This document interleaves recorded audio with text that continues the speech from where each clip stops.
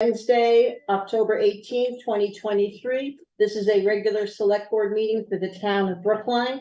Present in the room are 5 select board members, Paul Medalinsky, Samara Swick, Stan Noga, Bruce Mello, myself, Dot Maggio. Also present in the room is recording clerk Vanessa Ballou and highway supervisor Everett Mark Bills.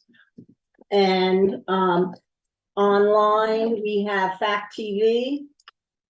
I can't think of their names. Maggie Foley and Meg Stolliff. And who? Meg Stolliff. Meg from Sevens. So welcome everyone. Can you all hear me? 1, 2, 3. Yes, nodding your head, yes. Okay, they can hear me. All right. Select board members, any changes to the agenda at this time? Bruce? Yeah, just to remove that 7A. What can we call it? 641. Item 641, 640, something like that. 7A. Time of the Okay. meeting, Sarah? Item 7A. Yeah, I sent an email. And I have the wrong agenda in front of me. That's why I was stubborn. Item 7A has been tabled. Any other changes to the agenda? yeah, 8E, we meet again at the end of the month, so there's nothing new to report. Okay, so table 8E. Okay. Anything else to be, if we run into it, we can table it later on as well. All right, members of the public scheduled members of the public on requested topic. We're going to start with Meg from the Brattleboro Development Corp. and Sevens. Meg, how are you feeling tonight? Good. I'm feeling great. So that's good. We do have your appropriations request, and that will be processed later on in the December. I think we're going to be doing those. But I wanted to give you the opportunity to talk with the select board as you requested. So the floor is yours. Great. Thank you so much. So we just like to give an update. I wanted to thank you, first of all, for funding our SEVIDS funding request last year. Partial funding is always fine.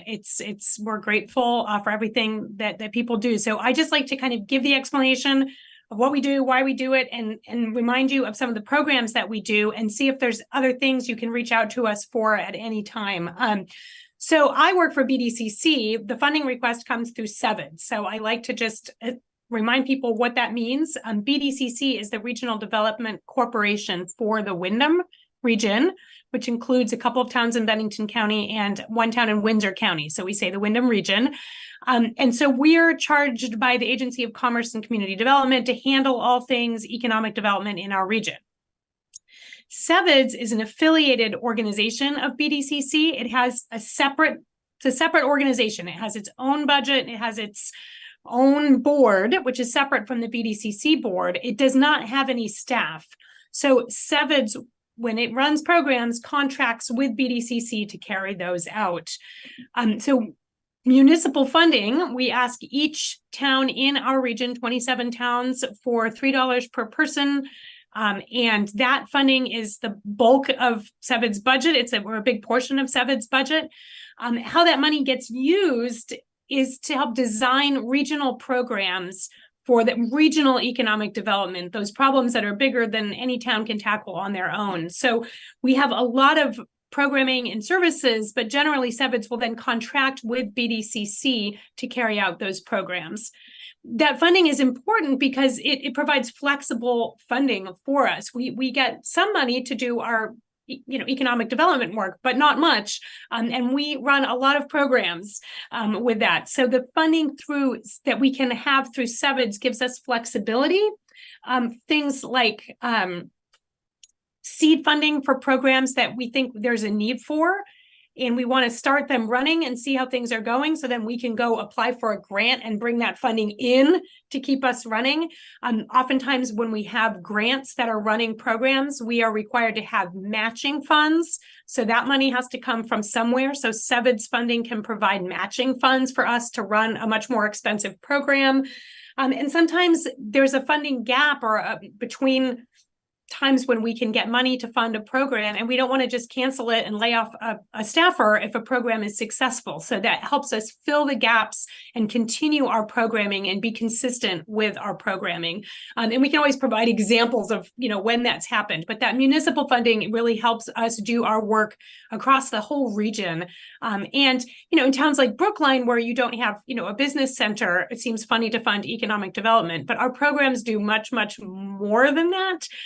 Because we have, for example, we'll jump in. There was flood recovery work to be done. We jumped in and helped with that flood recovery work this summer with helping communities access funding and working with the Vermont Community Foundation to help get funding out to businesses and get people signed up for help immediately. We put staffers on the ground in July right away.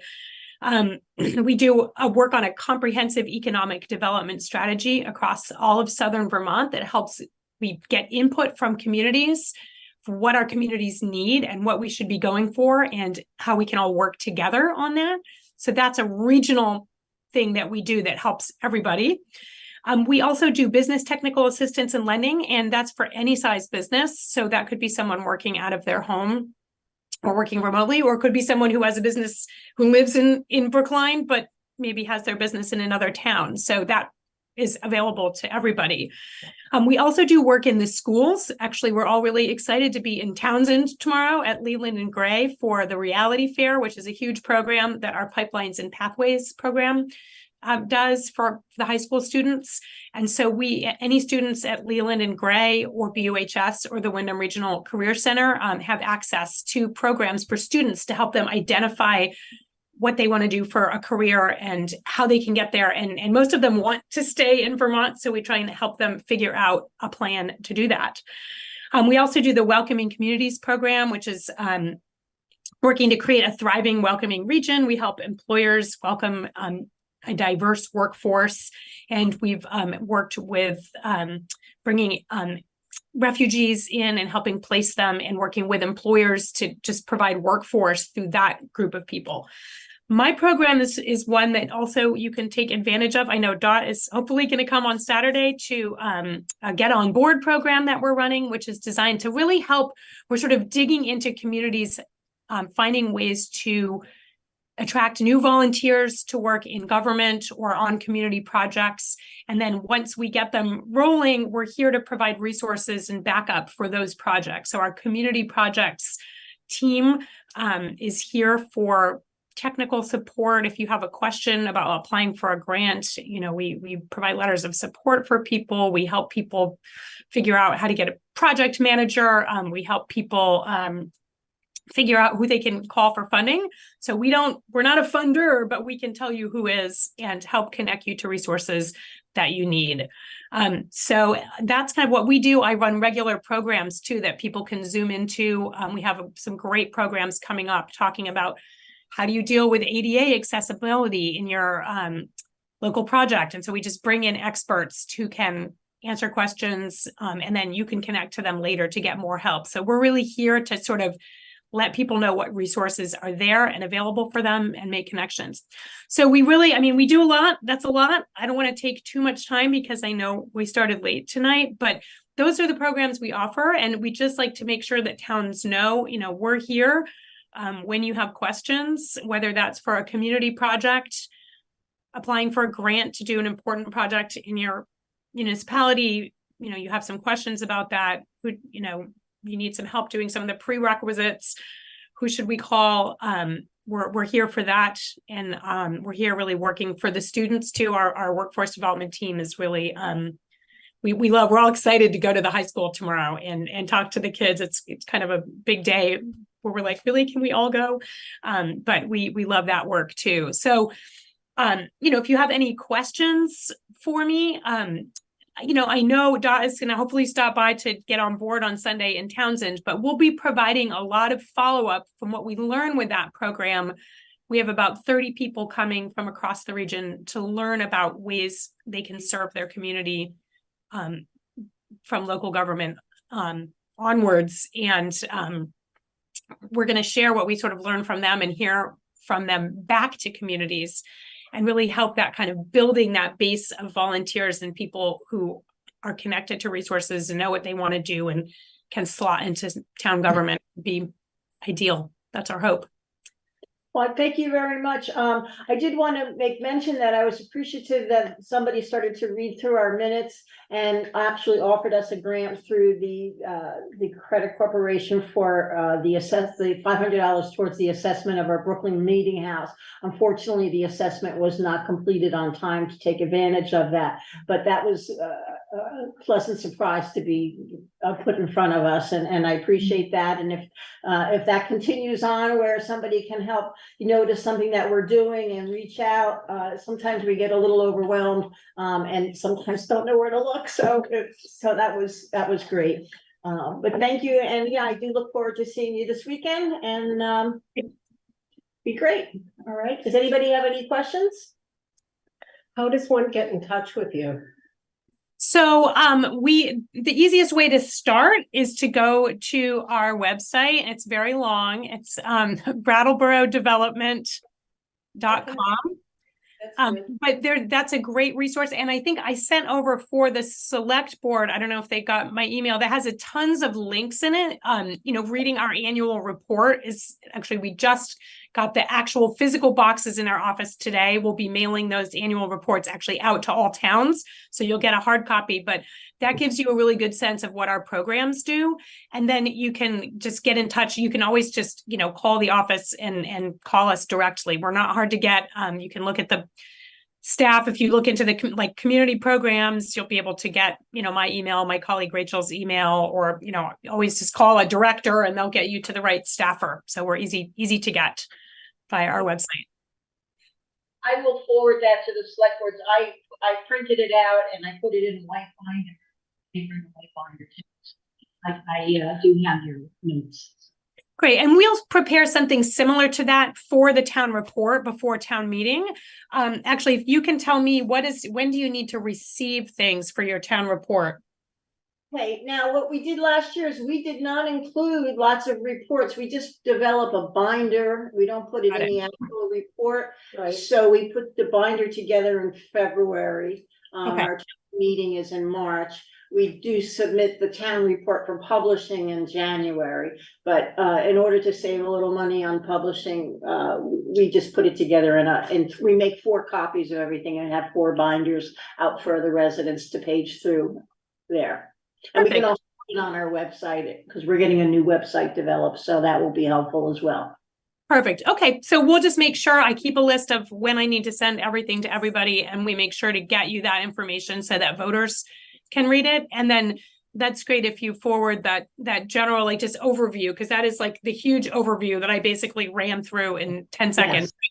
But if you get it digitally, it's best, because then you have all the links and it takes you directly and you can just read a little bit about those programs. And again, we do, when we have time, we do actually read through select board minutes in our towns when we have the chance, and just try and keep abreast of what people are working on. So we don't always, we do that at certain times of year, but if we see something, we reach out to us, and we try and stay on top of local projects as much as we can. We have 2 people that do that. So we're busy, but we try hard to stay on top of what's happening. Well, again, thank you very much. I appreciate your time tonight. I'm glad you're feeling better. Yeah, next year we'll see you in person. Okay, thanks. All right. Bye-bye. All right, the next member of the public to speak this evening is Maggie Foley, and she is the MTAP program. Will give us a program introduction for the municipal technical assistance program.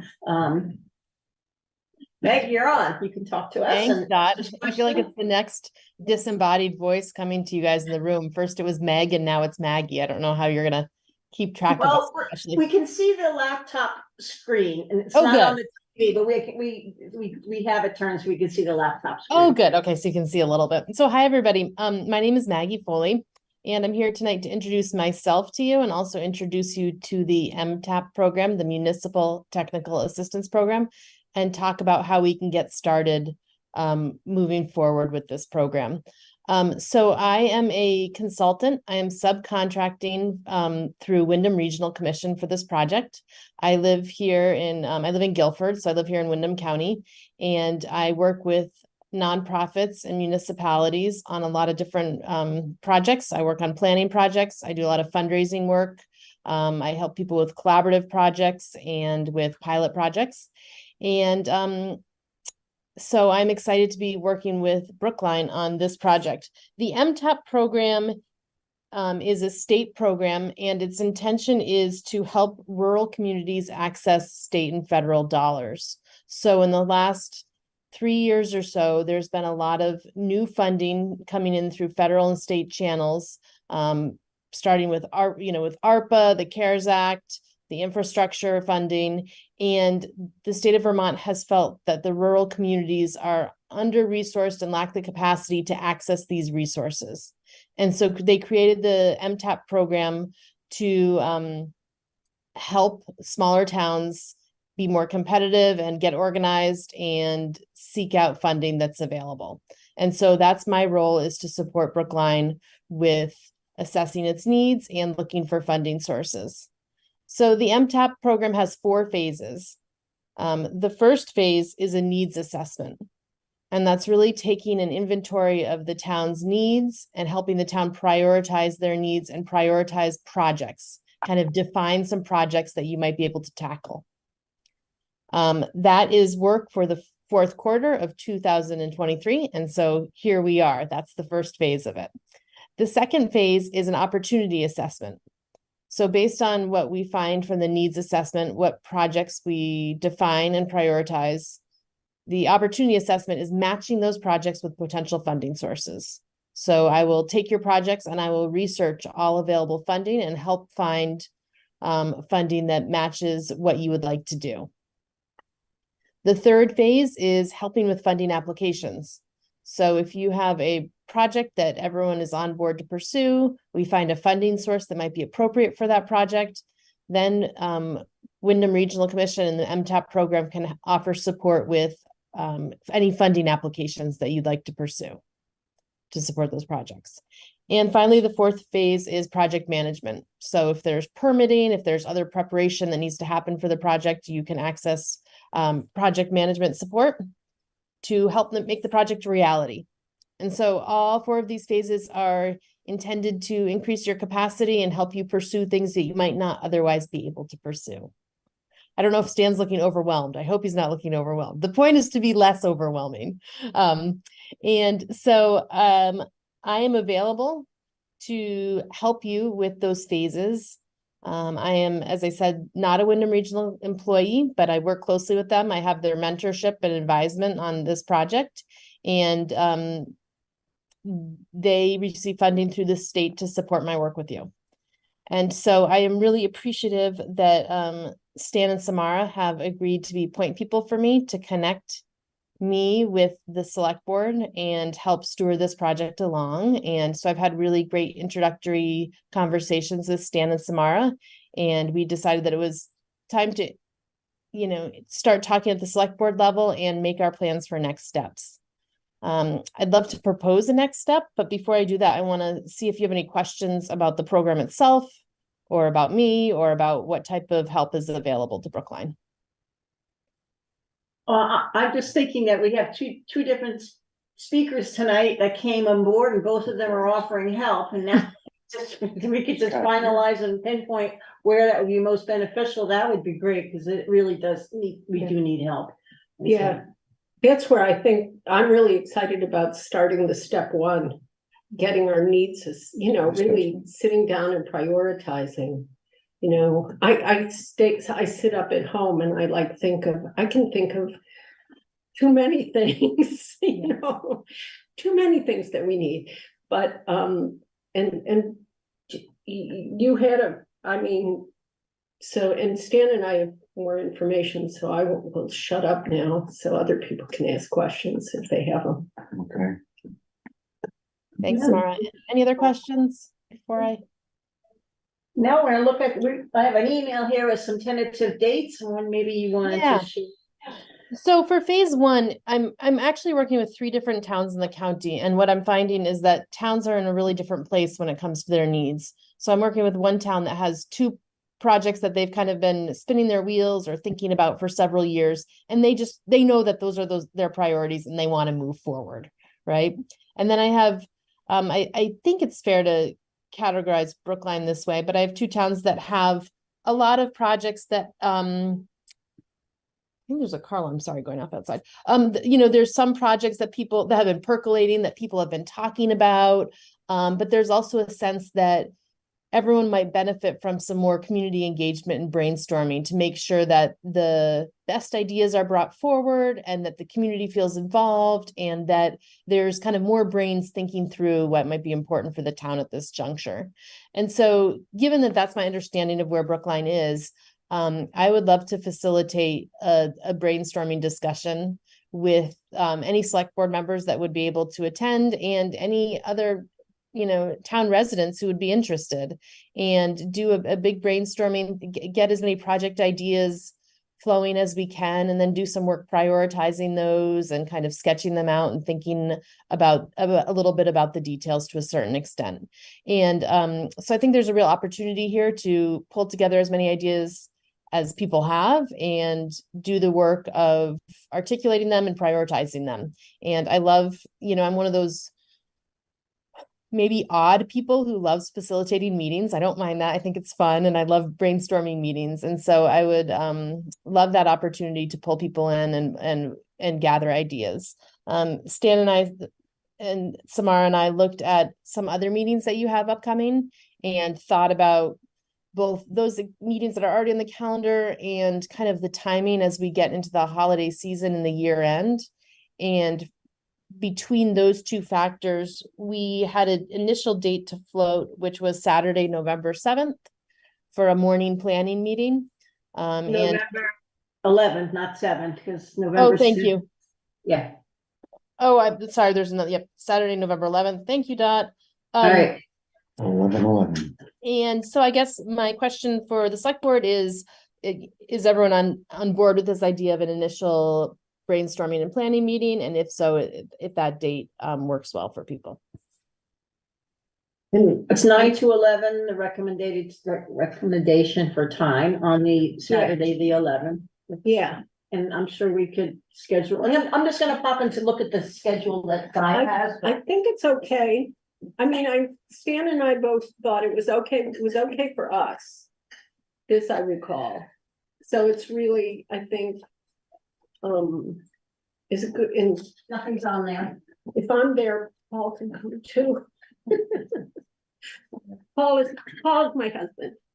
So you know. I got it. Okay.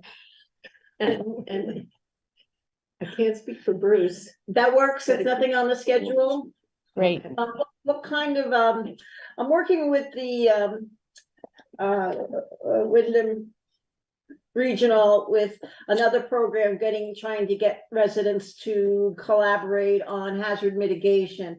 And sometimes it's difficult to get a small community, the same people are involved. So, Is that the same day? it's not the same day, but it's the same people sometimes, but how would you like us to advertise this? Is there I just got flyers for one of the programs, so. Awesome. I mean, I think whatever standard channels, I mean, I think you're right. There's a finite number of people and you can't change that through advertisement, whatever standard channels you use to get the word out. In Guilford, I feel like we're relying more and more on Front Porch Forum. I don't know if you're using that more in Brookline, but I feel like that's working for a lot of people. Maybe the promise of some cookies and cider helps. Yeah, no, we were thinking, I think we talked about refreshments, Yeah. simple refreshments, which, I mean, I guess I feel since I'm pretty interested to see if this will go anywhere. And I guess I feel initial enthusiasm with cautious optimism. If we can get an understanding out there that people understand that, hey guys, this is a real resource for us. Mm-hmm. And we're only one of 6 towns that get this resource in our county. So I'm thinking, I'd like to, take a pretty big part. I mean, I would collaborate with Dot on how to get Yeah, to White's put in listserv, Facebook, Brookline Listserv page, for and Facebook, Front Porch Forum, and I mean, Okay. I'm an ex-artist. I can do posters too. And You there's know. no cost to the town for this, right? No, there's no. It's all covered by funding that you've received to promote this service. Yeah. Stan, I think you wanted to say something. Yes, I'm just wondering, we had to cancel one of our meetings with Margot. And I'm wondering, I think our next meeting with her is now the 29th. And if we continue the 28th, and if we look at the next option, we're at Unite. November 11th, the same, unless they're gonna go another week out. No, Oh, I what we were gonna do originally was an evening meeting and Yeah. a weekend meeting. So Right. now we're doing a weekend meeting Right. and an evening meeting. I'm gonna suggest at the 28th that our next meeting with Margot be the 8th of November. In the Okay, evening. which is a Wednesday. Correct.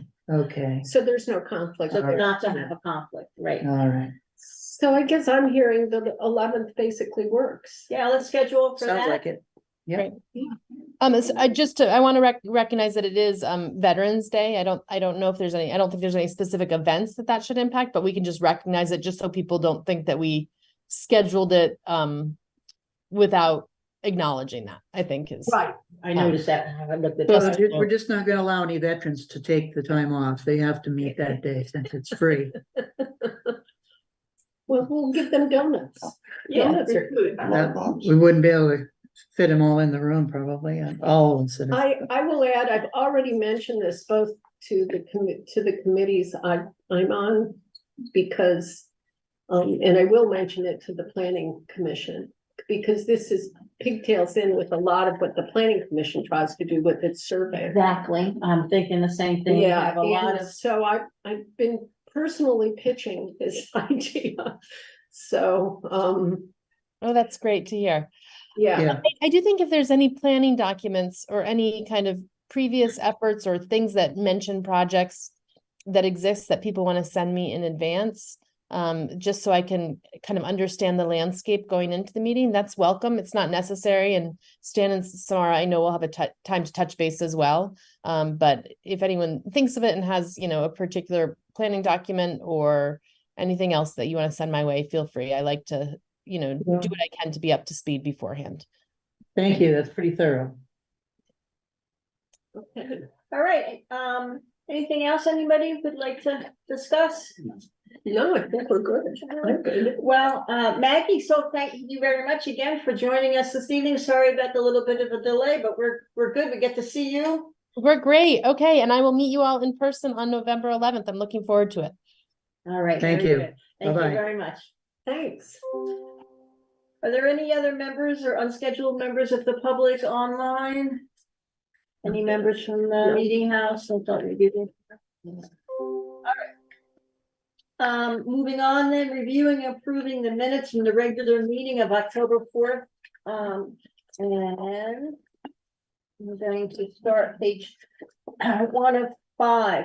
I'm not sure, I'm looking at page 1 of 5 of my first notice. It was noted that Fact TV did not publish or put out our video, so No, it Yeah, I hasn't noticed been. Paul I noticed don't it know too. if they actually were online. I don't recall them being online last meeting, but I can see now that they're online at this meeting, but so I don't know. It's under the public on page 1. Any changes to page 1 of 5?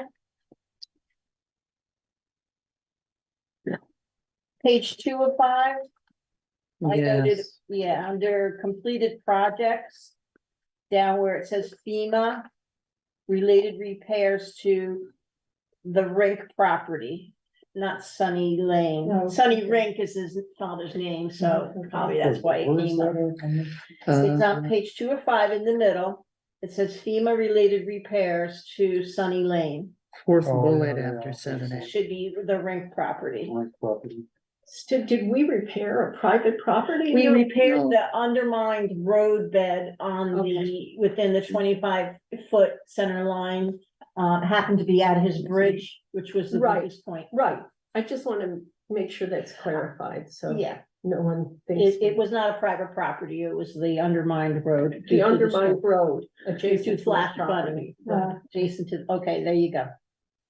Got it. Anything else on page 2, Stan? Yeah, the brief sentence between 7A1 at the end of the first bullet. This project fulfills the town's requirement to the state's mandatory mitigation. I don't think there I was would just no delete that. mandatory mitigation. That just, as Samara said, is probably a good idea just to delete it. Delete that. Yeah, we had talked about there being a mitigation of that site, but for whatever reason, it never Okay. developed. Maybe it was just, I can remember Mark saying that it still fulfills the town's requirement for segment mitigation, Well, state road standards, maybe, state standards that they have for roads in general. We have Yeah, certain. and we have till like 2025 to So, bring our roads up to compliance. so what would So be best? state's compliance standard State's minimum This standards? also fulfills the Yeah, town's I would say requirement the state's road segment mitigations. to the state's Road segment mitigation program. segment. Because that's a program that they're actually analyzing how much we fixed. Huh. So So that slipped by me. The work also fulfills the town's requirement to the state's road segment mitigation program. There you go. Yeah. And I think I have another item highlighted here. Let's see. Also include the Act 60, Clean Water Act instead of that segment. Okay, What is it called? The Act 60 Clean Water Act. Act 60, For eliminate erosion or help eliminate erosion. Clean Water Act. Okay. So that's part of it. Maybe I could put that in parens. Yeah, that's fine to me. Act 60 Clean Water Act.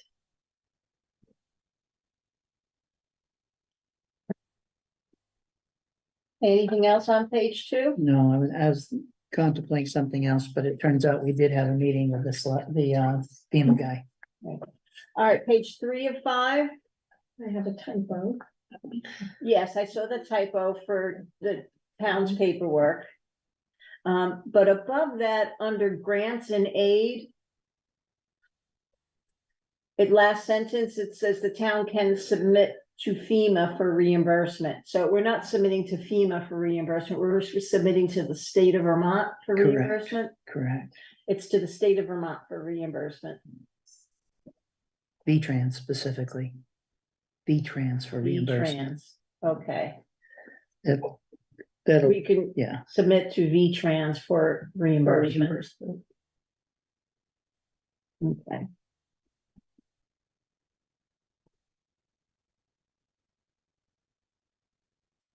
Town's paperwork is. Okay, and the typo, you caught that. I have a question about I'm gonna question, I don't think it's an error, but I'm gonna ask Samara. Under planning commission, Yeah, third sentence is, I says that the next meeting is scheduled for October 28th. it is. Okay, so it's that is the before. same date of, Yeah, we all know that. okay, I mean, our meetings start at 8:30. good, God bless you. All Yeah, right, so we're done, we're okay with that. So I had written in my calendar for some reason 9 o'clock, so that's wrong. No, 8:30 we is always start at 8:30 and we Okay. go until 9:30. And that gives Okay. everybody time to prepare for the next meeting, okay. Which begins at 10. which begins at 10. Okay, I just was Yeah. checking on that. Any other changes to page 3 of 5? Page 4 of 5? I had it changed somewhere, but I don't remember what page it was on. The discussion about, the bank recs. Bank recs aren't done weekly. Is that at the end? Um. The bank statements. That would be on page 5. Yeah, ACH, okay. okay, So nothing on page 4, no, page 5. Item D, ACH monitoring. yeah, Samara, yeah, the, Regular? You can, yeah, the reckon bill are done on a regular basis, generally monthly. You don't have to put that in, Right. and online review is possible all the time. So in online, the bank transactions can be reviewed online as required. I mean, I don't think those were my exact words, but you know, I'm seeing Melissa on Friday, and I have a list of things to talk about here. Can include that. All right, any other changes on page? Regular basis, it's fine. Oh, and not even talk about the. No, Okay. don't talk about it. All right. Any other changes on page 505? Hearing none, I'd like to make a motion to approve the minutes from Wednesday, October 4th, 2023 as amended. May I have a second? Seconded by Paul. Any discussion? Nice minutes. Thank you for doing them again. All those in favor of approving the minutes as amended signify by saying aye. Aye. Any opposed? Any abstain? Bruce abstains. He was not present. Perfect. Did you just pull this up? No, I didn't. Okay, payroll warrant orders. Okay. I'd like to make a motion that the select board concur with my action of signing payroll warrant 2415. Date that was sent out on 10/11/23. I signed it on 10/8/23. The payroll, okay, I'll make a motion. May I have a second? Second. Any discussion? I'll pass this around. Yeah, and this reason why you're concurring is because the payroll warrant was sent out before this meeting. The next payroll warrant will be on Friday, and I'll be doing the same thing, and you'll have to concur with that. You don't need to sign it just because I signed it. Then we just have to record the amount in the minutes. Right. Right, so what was the amount? 1895. $1,818.95.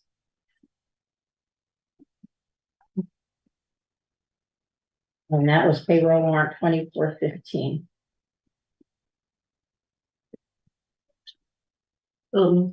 I also talked to Judy today. I've noticed that there have been documents, it's not critical, she puts in a lot of paperwork, but in the past, we've always put the, when we used to have checks, we would put a copy of the checks with everybody's timesheet. And they've been omitted because Judy wasn't clear that those had to be attached once she started running the payroll. So I told her to go back and make sure that they're all the pay, the Payroll is done automatic deposit though. there's notices. Everybody gets a paper notification of what they're paid, the equivalent of a paycheck. Oh, The pay notice. Yeah, and it's, if the auditors are checking, they would require it, so. Okay. And it makes it easier in case we ever have a question about whether somebody got paid the right amount. You don't have to go digging through all the paychecks, paperwork. They're little numerous pages to find it. Just put a copy of their pay notice on top of their timesheet. And that's been taken care of. Thank you. Any other discussion? Hearing none, all those in favor of concurring with my action of signing the payroll warrant 2024-15 in the amount of $1,818.95 signify by saying aye. Aye. Any opposed? Any abstentions? Motion passes. I'd like to make a motion that we approve accounts payable number 2416 dated October 18th, 2023 in the amount of $24,163 and 39 cents. May I have a second? You say 2418? 24,100. Number. It's the We're right, gonna have a discussion about it in a second. Oh, All right, maybe I should do it this way. Before this meeting began, Samara noted an omission in the total on the accounts payable warrant where the ACH debit for paychecks amount of $89.73 was omitted. So we are amending the originally presented accounts payroll to the following. The new amount for the accounts payable is $24,163.39. May I have a second? I'll second it. Seconded by Samara. And again, the discussion is that there is an additional $89.73 that was automatically debited for paychecks that was not recorded on the accounts payable Well, original and form. you should note Yeah, that we're in I noted on the original document that it was posted in our general ledger. So the amount was posted correctly. It just doesn't show up in the report because there's a trick to getting it in the report. Any other discussion? Well, yeah, I mean, did you say 2418 or 2416? Because mine says 2416. 2416 dated 2416 dated 10/18/23. Oh, okay. Maybe that's what I was saying. Okay. All those in favor of approving 24 accounts payable warrant 2416 for $24,163.39 signify by saying aye. Any opposed? Any abstain? Hearing none, I'll pass this around for signatures. Yeah.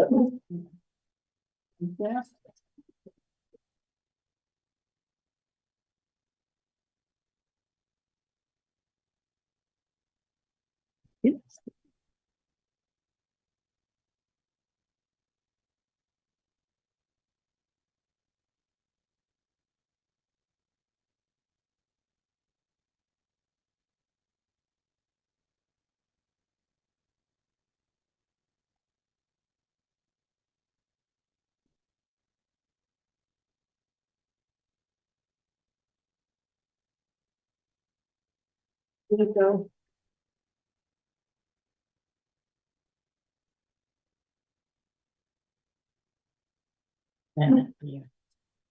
Okay. All right, next item on the agenda is select board administrative assistant and a discussion. So at the last meeting, we talked about coming up with ideas of what an administrative assistant might be expected to do. And I wanted to see what else we have to discuss on that today. I had sent out some of the areas that I found that I do that could be handled by an administrative assistant or anybody at that time. Did everybody have a copy of it? Yeah. Anybody have any other things or what? I'll open the floor for discussion. Dan, you wanna start? I looked at it, it was pretty good. It covers a lot of things that are required. I looked at this unfortunately this afternoon amongst other things, so I didn't have a thorough review of it. It's kind of a ball of wax that includes many different things. As we go through a meeting and follow up, and one of us will say, and I'll follow up on that. It usually will mean from here on out, or whenever this person is hired, that they're gonna basically have that responsibility. And because it is necessary. And the documentation that needs to happen for various things that progress and organizing things for our meeting. We'll have to give consideration as to by what date do we need to have everything into that person so that we can get a cutoff date for anything that needs to be considered at the time of the next select board meeting. And so I guess, I know we looked at briefly costs per hour or pay rates per hour, the last meeting. I haven't looked at that anymore. I've got a number in mind that,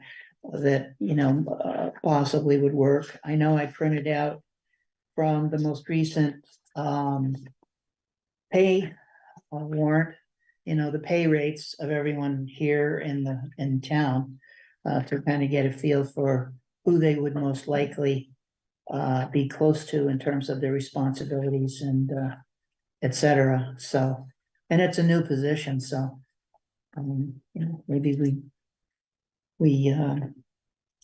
and I guess I guess the bottom line of what I want to say is I'm glad this is available. I'm glad that it's on the agenda. I think we should pursue it, definitely. It should not be put off any longer. I haven't thoroughly, in light of the fact that I spent most days over the last 2 weeks, 3 hours here, 3 hours there, going over the FEMA stuff for 4621, working Saturday, Sunday.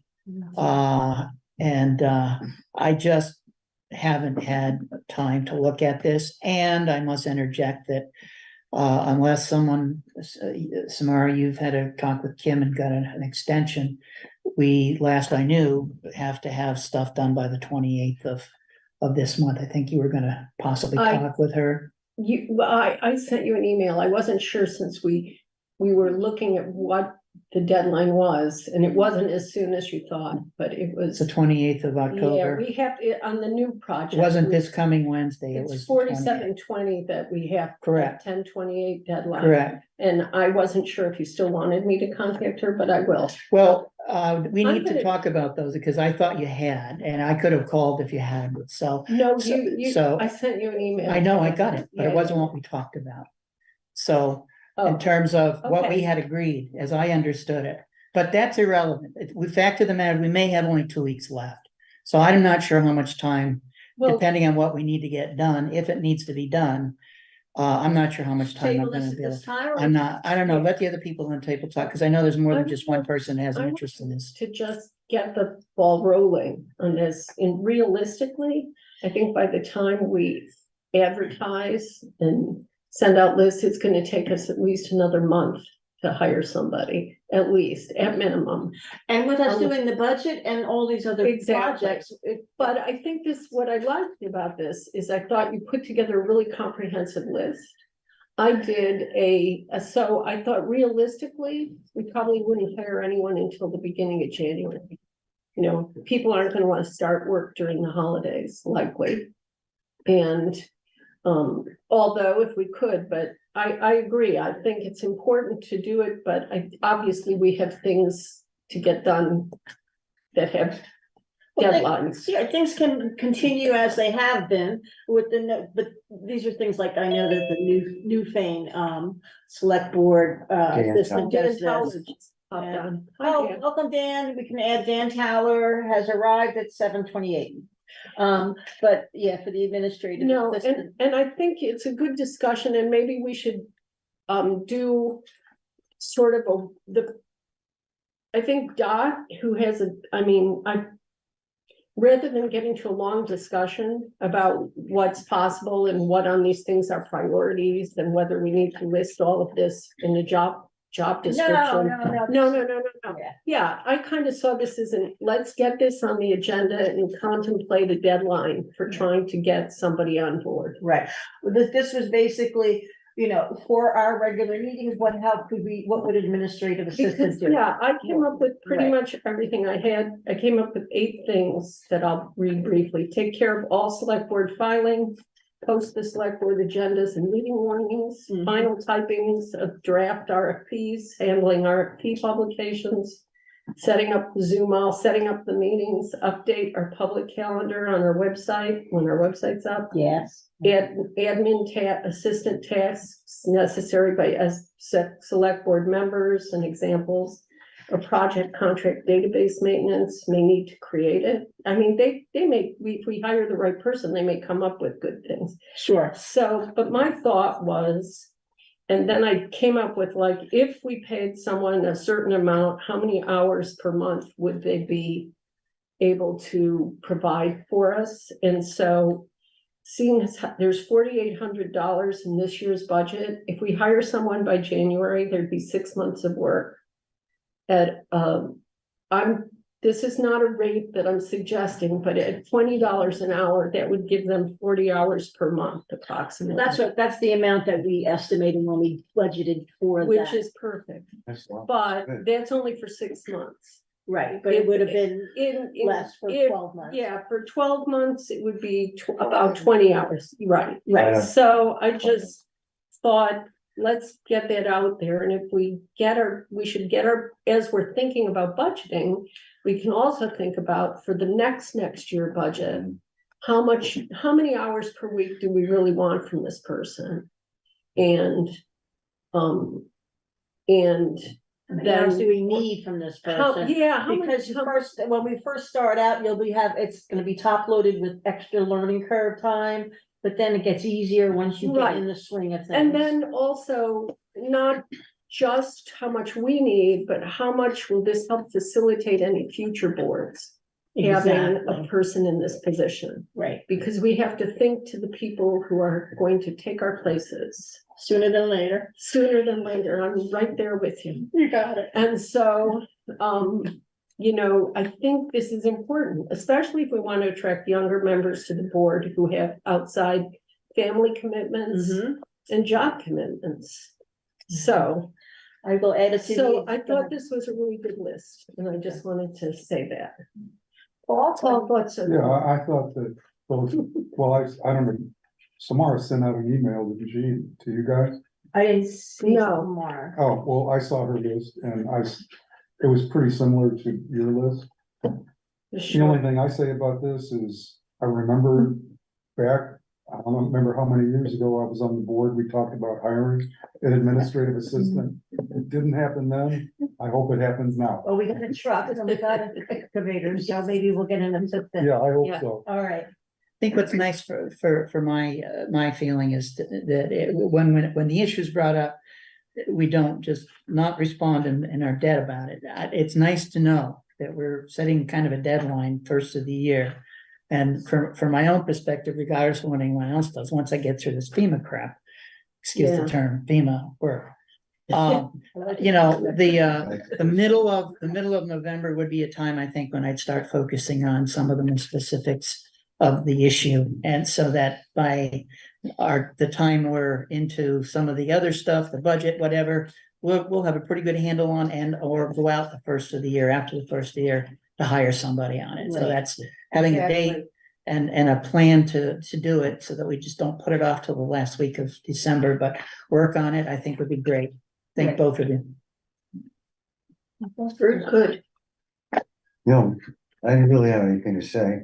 I just didn't want to be negative about it, but it's a pretty fine, narrowly defined position as to whether we can find somebody that will want to do that. I don't think it's narrow. I think there are other towns that have it.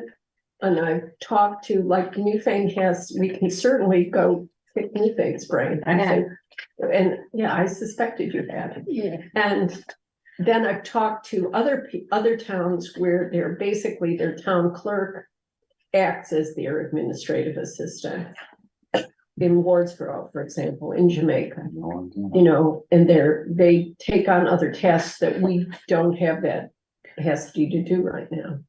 So, I think it's a good position for our town. Should I put it Okay. on the agenda for our next meeting is November 1st? I put it on the agenda for the 22nd. What do you want me to, what do you want to show up again? Our November meetings are the 1st and the 15th.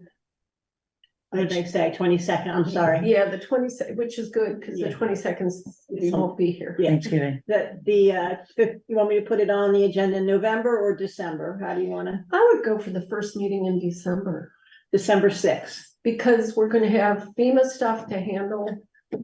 and budget stuff to handle. Exactly. All right. Those are both time consuming. All right, I will put it on the agenda for The first December meeting- sixth. Yeah, the first meeting in December sounds good to me. Yeah, Yeah, okay.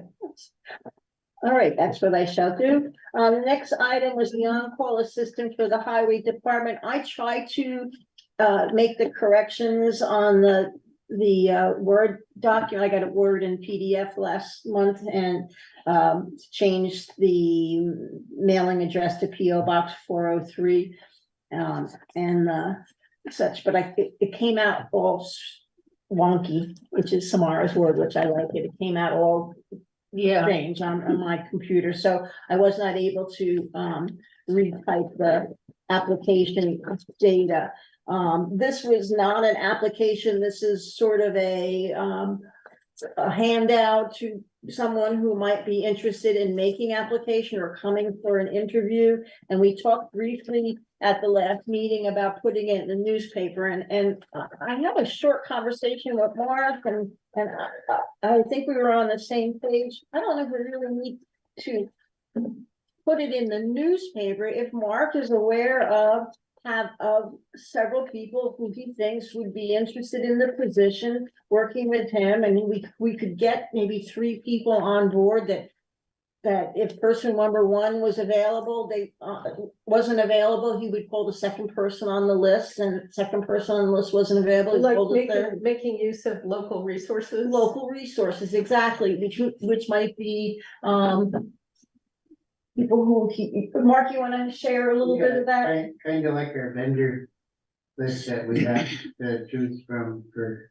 Like if we have a tree that comes down, if Bloom isn't available, then we call the next person on the list to repair the tree. Which Well, might then be- we should talk about whether we want this person to function as an employee or as a contractor. I mean, we It's could do it either way. How did your father work? He was on. He was an He was a employee. town employee. Was he? So, yeah, I mean, and there could be some flexibility in that because, you know, from the IRS standpoint, if you, for example, found someone like, I'm gonna throw out a name like Tana Weiner, just for, who does this kind of work on the side, because he works for many people, if he preferred to be treated as a contractor, we would just do the standard contractor paperwork. If, however, we had someone who didn't do that, was only doing this in relationship to the town, like someone else who doesn't do that work and would prefer to be treated as an employee and have taxes withheld, then we could do it that way too. Either so, way, so then are you talking about having? If there's 3 or 4 different people, each one of them could be a different category? well, probably not. Probably if you picked one, you would have to be consistent in your treatment of the Well, way they're that, talking about having. a which number of sounds people. like contractors to me. Yeah. It sounds more like a contract-based arrangement. My concern, however, is depending upon the person. If they are a businessman whose job it is to do this kind of assistance work or assisting in culverts or assisting in versus road control, traffic control. A contractor may have $45 an hour, that's what he charges, whereas we're not. No, we're not gonna do that. We're not We gonna would- do that. What you would do is you would take the normal employee salary and presumably their $45 an hour includes their equipment usage and such. And if, really, then if market rate for contractors, then we definitely want somebody to work more like an employee. And then you get into a problem. Do you really want to add 3 new employees? You know, 3 part-time employees, that's a little odd. Yeah, We need that. so, Mark, what do you wanna say? You're just saying what Samara Yeah, is saying, yeah, that the you're pros right. and cons to each way of looking at it. Right. I mean, yeah. Yeah, because if you have a contractor whose normal rate is $45 an hour, actually, it's usually $60 and it includes their equipment. But, you know, I never know what the breakout is between equipment and labor, so Right. I would say you want to identify one person And figure out an hourly and rate. figure out an hourly rate that would have to be probably somewhat negotiable, depending, On their qualifications. Yeah. depending on qualifications. Right, if they're doing traffic work or just helping to drive materials around, we're not asking Right. someone to operate our excavator, but, The other thing that you could look at it towards too is, assuming Mark doesn't want to work on this until you don't want to die with your boots on, so to speak. I'm saying, and I mean, like, you don't want to do this until you're So like, 101 or something. You know, it could be sort of like a trainee position. Well, that's the point. And that's a good point. And I think that your initial discussion about the contractor thing was like, this was our original intent. No, right, Our original intent was to get him an assistant, yes? or no? yes, Okay, yes, basically replacement for dad, for right. your father. And now we're off on a different You're right, tangent. you're right. I was just Yeah, I got it. processing. So I'm thinking you're leading back to the original idea, which is where I was at. I don't think Mark wants 3 people working under him. I think one person No, will I do the think you job. find You one think, Mark? person. What?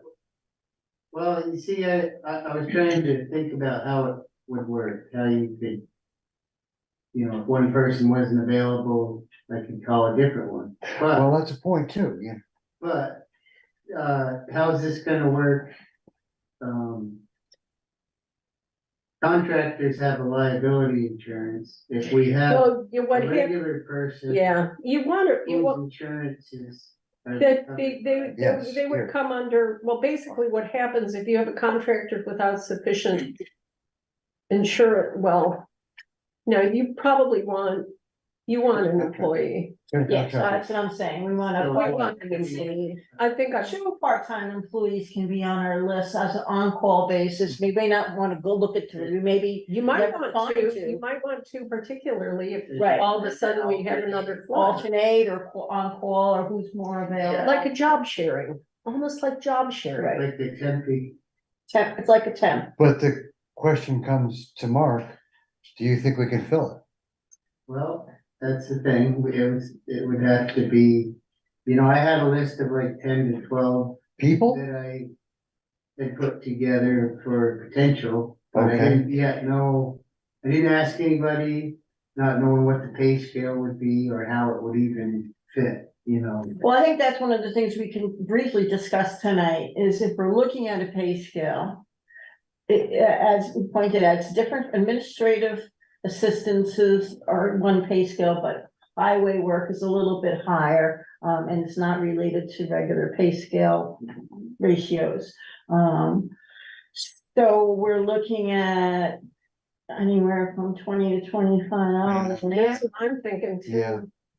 I would say no lower than $20 an hour. That's I'm correct. suspecting that would be too low to tempt most guys. Yeah, well, that's the But I problem. don't know what the guys around here pay their employees, do you? I have no. Well, that would be a $32 good, an hour is the last I heard for an assistant weed whacker. How much? I'm sure we should find- $32 an hour, For what? an assistant weed well, whacker. understanding that it's, I mean, I don't Oh, think where do we Max sign got up? paid that. No. I could ask know, Max. But that was years ago, Yeah, but that wasn't, but we can find that out. we can find that out. And so the other thing is, we bring them on as a part-time employee. What about insurance? Because they're No. part-time, you don't have. Town by the to- No, covered by they're town. covered by our workman's comp. Okay, Mhm. all right, that was. Workman's comp would be covered by town, just like your dad would, yeah. All right, Yeah, And as just you like are, you are. yeah, Same thing. so. okay. And one of the things when you develop in contracts, and I worked with unions before, Bruce, you could push with this too, is like you could say that, it's a minimum of a 2-hour on-call day. I mean, we may Yeah. only need you to drive the truck back and forth, so that Mark can do is get all the equipment in one place, but it would be a minimum of, that's. a You get contract. paid for a minimum Of of 2 hours worth of work. Whatever it is, yeah. Yeah. You gotta even make though it it's in- attractive for the Exactly. employee, So they're gonna that's say, see something ya. we should work on. So how do you want to look at this?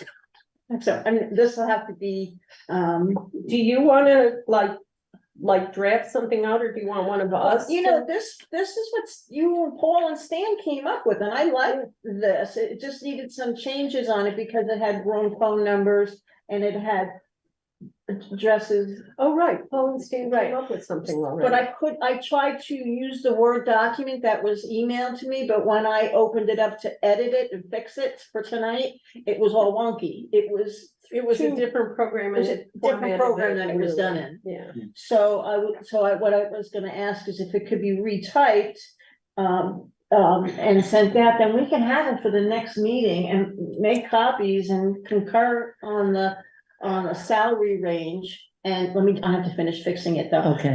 Concur on the salary range, and then Mark can have a couple copies and he can say, here, are you looking for some help? Is this something you're interested in? So, by the end of the meeting, I'll fix this. Or and give- tomorrow, Okay, just send it yeah. along.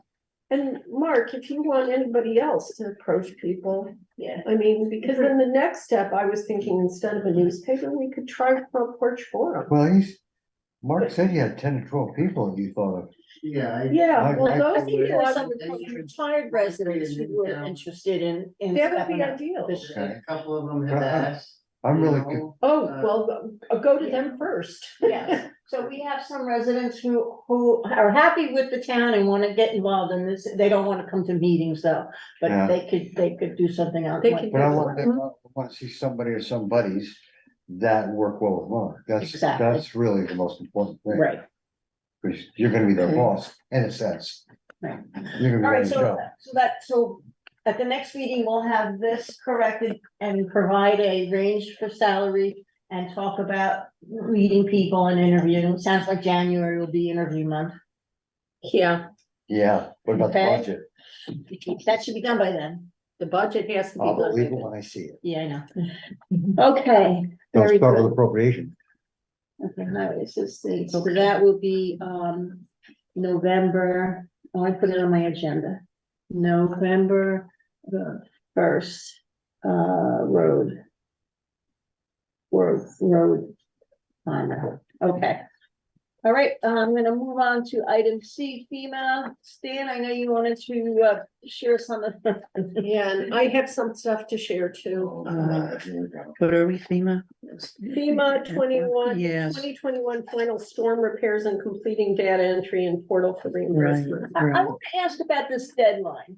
I'm not sure, it's not through FEMA, it's a state deadline, you're saying. No, as Mike Berenson said, it's a federal and state deadline, but he said that in terms of FEMA, they're so far behind with so many new storms and fires in Hawaii and the hurricanes in the Caribbean, et cetera, et cetera. He says they have no way they're gonna be able to deal with actually doing anything with that deadline, because they're not gonna be able to handle stuff if everyone submitted it.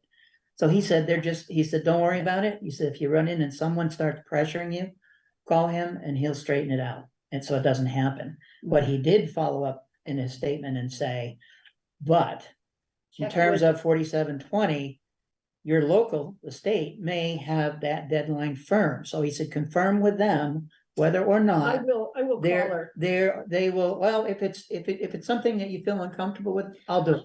I'm not uncomfortable. Okay. I have an extension till December 31st for. That's Brookline. 4621, 4621. not 4720. What does 4720? See, they didn't have any early deadlines when we did 46. When we did the 2021 storm. So you're talking about a deadline for this July storm. Yes, paperwork. yes. In the briefing that I attended at the time, and it's since I've seen it in writing, there was a date to have your basic introductory filings done by October. 10/28/23. Okay. And that is the state statement. It was in a state memo. And Mike Berenson, FEMA guy, is aware of it. And so we just need to follow up with her to find out whether it in fact is a deadline or whether they're gonna take the same posture I FEMA will does. call her tomorrow Great. and then I will shoot you guys an email of what she says. I will add that I am getting emails saying your PA thing I is saw that. missing information. I saw that. you know, I saw so that. And thank you for sending that along. I wasn't aware you were getting those, but I'm when getting a lot of when them. I opened up my FEMA portal, what I saw was the 4720. Everything is in pink. And that generally, and I got will- 9 notices to do something. So I knew that at worst, we'd have close to 14 weeks left. And whatever needs to happen, whether it's just me that's gonna do that, or whether someone else wants to help, whatever, that we can work that part out tonight, but I just need to let you know that, I'm not ready to handle that. Yeah. And also work with you and Melissa, whether you need me here Friday or not, No, to bring in your information and figure out where it goes in the chart, the data that I submitted, because when I went in and looked at the paperwork that needs to be filed to close things out, they're going by project number. And yeah, then I you know. gotta put in address and so forth. But Well, it's and- project number. But to that's focus. the part that I need help with, is Mhm. matching our description with their project number.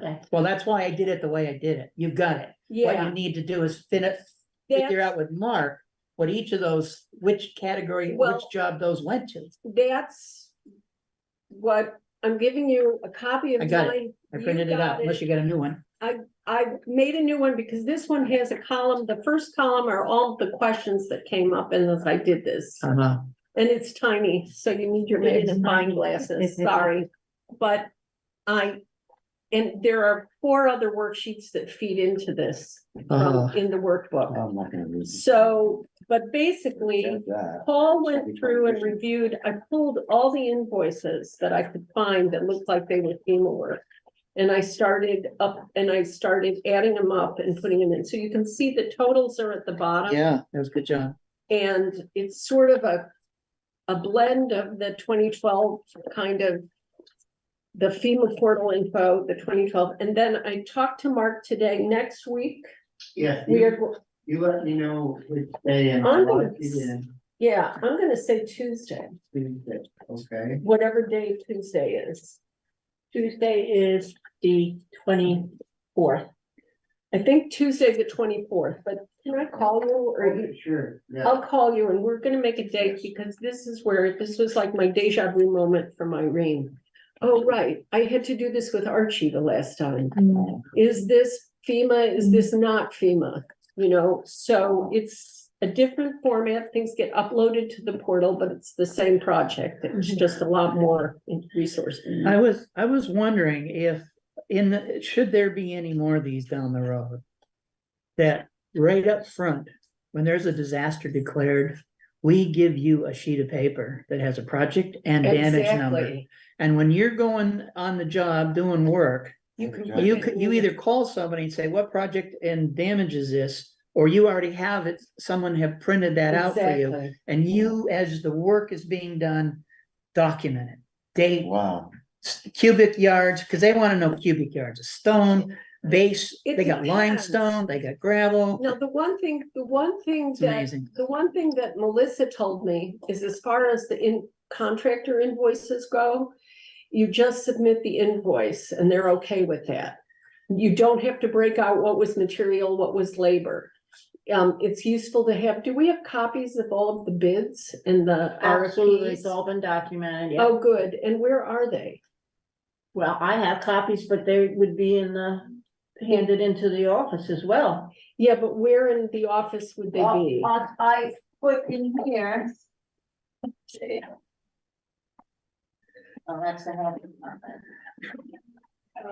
Oh, no, that's the road equipment, never mind. Well, if I you have, I have copies of my stuff, photocopies of things at home, including emails and such, but I'm not sure, what are you asking We're for, gonna the need contracts? copies of, the RFPs and the I keep my. This is for contract, I have contract everything's at work, the correct? office. for contractors. Okay, We need, if we have a copy of the published bid, Yes, so just keep that in mind and I'll send a separate email when I've sifted through stage right, one right. of figuring out which job goes with which project number.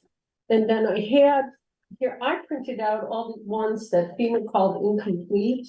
Yeah, So I have a list of those project numbers and Stan, I took a quick look at the spreadsheets and I haven't started matching them yet, but that's phase two. And then Friday, I'm meeting with Melissa to find out how much time she has to do this and how much I'll have to do.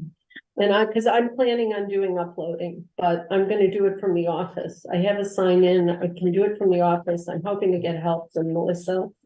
In addition to making sure I know, how to use the portal and how to upload things correctly. I am not a spreadsheet, Excel, or Yeah. any mathematical person. However, I'm a good gopher. And I have a pretty good memory and recall what was where and what was 3 years ago. Well, I'll reach out to you. Reach out to me, and I'd be glad to help in that. And then, and then we, because what I'm thinking is if we can get as much uploaded as possible, this coming in the next 2 weeks is my kind of range in my head. For 4621. Yeah, for 4621, and then the only two things we'll be missing are the paving, the $17,000, we'll be missing the documentation for that. Because the job has to be completed and I have to get an invoice. Total of that, and total of the 17. The Yeah. other's another part that brings up to 32. The we don't other need part that. doesn't matter. The other part isn't FEMA. I won't tell Mr. Benson. Don't tell him that. Okay. I mean, Well, that's fine. It matters. It matters because the potholes are down by my side of the road. But the part we need for this grant is 17,000. Yeah, I think that And- the contract part with just a copy of the invoice We will need, do okay we for need the contracts. contract. we But need- anything yeah. Mark has done, we need the breakout per those forms for material, rental equipment, and the like. But, so, Right. so maybe if Mark and I get together on Tuesday, maybe you can join us on Tuesday for part of that. If I'm available, you got me. Yeah, because that way you can bring the data part that you've been working on to the table that I'm less familiar with. Okay. But my first step is to sort out the invoices by where was this and is it FEMA? And particularly Parker Road, because that's listed as an incomplete project and we had 2 grants for Parker Road. What time? Some of it's FEMA and some of it's a different grant. Almost closer to the end person. Yeah, and I don't need to know Okay. that now, but. Yeah, I yeah, want- yeah, yeah. I'm pretty sure the clerks, Don't tell me now. I wanna, yeah. I do want to ask a question, 2 things. When we got the extension through the state, that the letter I had to write to extend, it was supposed to be finished in March, but we have until December 31st.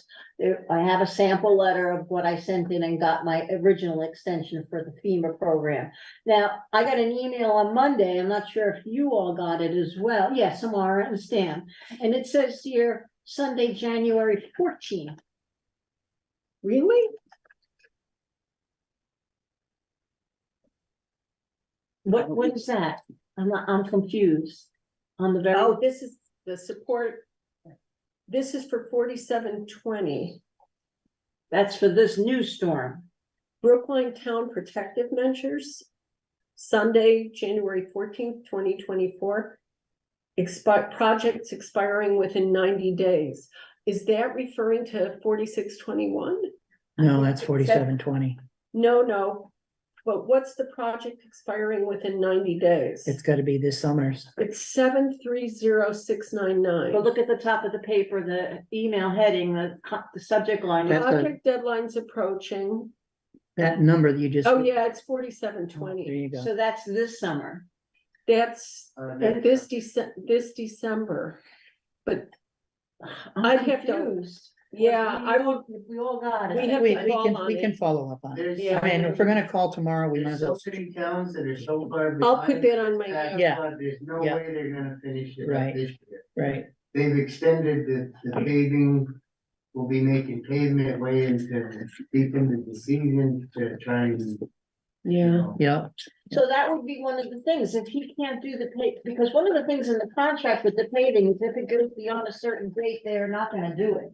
because of the temperature changes. That was in their contract. Well, I know this is going to the executive session. Yeah, part. all right. There's all kinds of dates we can Okay. talk about. Yeah, you're right. I forgot that. There should be an extension for FEMA deadline. I feel strong that it will happen. For the most recent for disaster? everybody, yeah. Because they told us just to go ahead and make it passable, fix it so you can get by. We have And 18 now all of a months to do sudden- the work. Yeah, Well, that's the work part. And frankly, I am unclear about what specifically they need in phases. I'm not sure what this 28 date implies. right. I think I need to ask somebody, either Mike, what is it that you need? I'm gonna experiment tomorrow morning or tomorrow with one of those and try to upload what we might have available and see if that in and of itself shuts off that pink warning that I got for it. Okay, I just didn't have time to do it today. I'm sorry. I was trying to do it before I got here, but I just didn't have time. no, I mean, I get it. It's not October 28th yet. Don't sweat it. No, but I It's don't 10 like days putting away. things to the end, And the other question I have is regardless I'm what, being a big glib when here. Bazin does do it, how quickly can we have it wrapped up if the 31st of December is the deadline date? I mean, Well, he would have the bill, we would Yeah. process the bill and pay it. get it done over and quick. Okay, so we can do that by the 30th, hopefully, Yeah. 31st of December. Oh, yeah, yes, absolutely. All right, so, shall anything else, or should I move on to the next item? I think we can move on if Yeah. Stan's done. Oh, no, I'm, I briefly met with Henry Carr, and, It's um, up to you. he said he would be willing to give us an estimate of the amount of well, days and time and equipment that would be necessary for tree removal. Mark's is going, it's gonna meet with him and flag the trees and get an idea, but we decided we can't do it right now because we're waiting for tax money to come in to pay for the tree removal, getting the gravel for mud season, which is more important, that piece to be authorized. And then there's also on the same topic is, same. if it exceeds the. I was gonna send it to you, but I thought that's too intimidating. Put it out for RFP. Yes, we should. We do have to put it out for RFP if it exceeds the purchase policy. I mean, there are some, the purchase policy have some innuendos, but, you need to actually go out and flag the trees, and then I can, So, at least 2 of the 3. Yeah. companies, okay? That's So I'm gonna put tree work again here. Okay, inner fire assessment of environmental conditions, drainage is as per Act 250. I have. No, let me make another copy.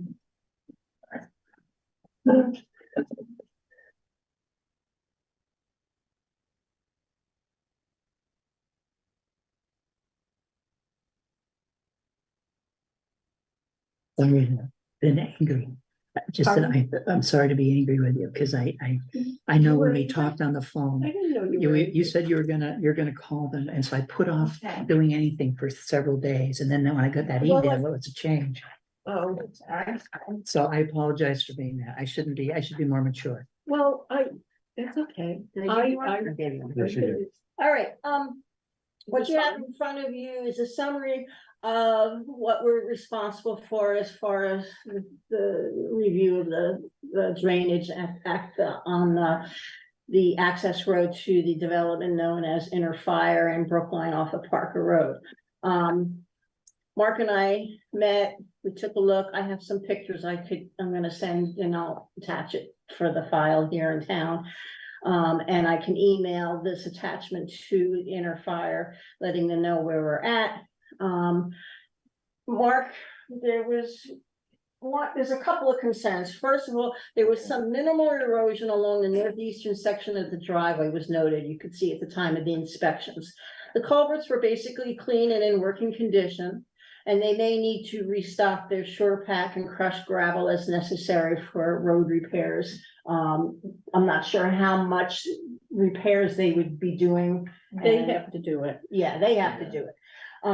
But one thing I omitted was silt, correct? Yeah, but as I reread down through it kind of covers what you, how you worded it and what they have there for regulations. So, Is this okay as is? And- yeah, So, if you've got up here drainage, ditches, culverts are to be kept free of debris. Regrading should occur seasonally to help keep runoff directed into the drainage ditches, swales, and vegetation soil. So that covers it. And what we saw, basically, the town road is, not affected, not being affected at this, right. this year. And during regular road repairs and when you're out scoping roads, if you see damage, that's when you would let them know immediately that there's It's some. causing our town road. So with the board's permission, I'm going to then send this to Interfire and just say this is 2023. Check. Done, okay? Right, because we're Okay. Supposed to do it yearly, right? All right. We have to do this yearly, correct? Well, this was, I don't know if it's yearly or if we just had to do it for the first 5 years. Okay, don't know the answer to that. So, Um, all right, Interfire done. I'll send that out. Email. All right, new business, we skipped, okay, so now we're going to reports and updates. Mark, you want to tell us what projects you've completed and then what you're gonna work on, just to give us a short, update? Sure. I've gone around town and, with the grader and,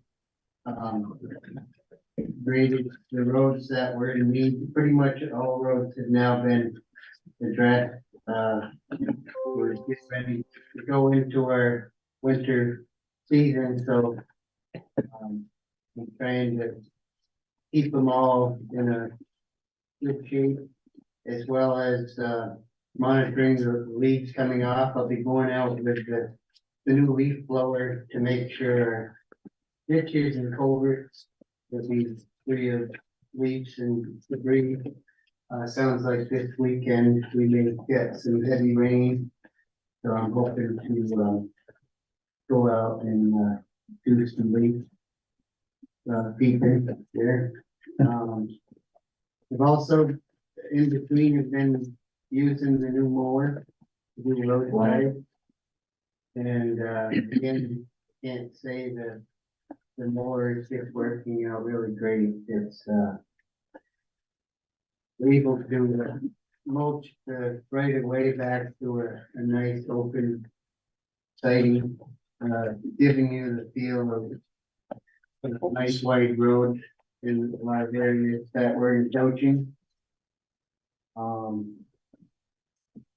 I've added some gravel, the truck gravel from the pit onto a couple roads that were in need. And then took the grader and leveled it to a good crown. I have gotten calls, and I know Stan's gonna talk about this too. It's, new grant for potential, road work for next season. And I was kind of waiting, talked with Dot, and Dot forwarded a list of hydraulic studies on a lot of areas that we had considered for grant work.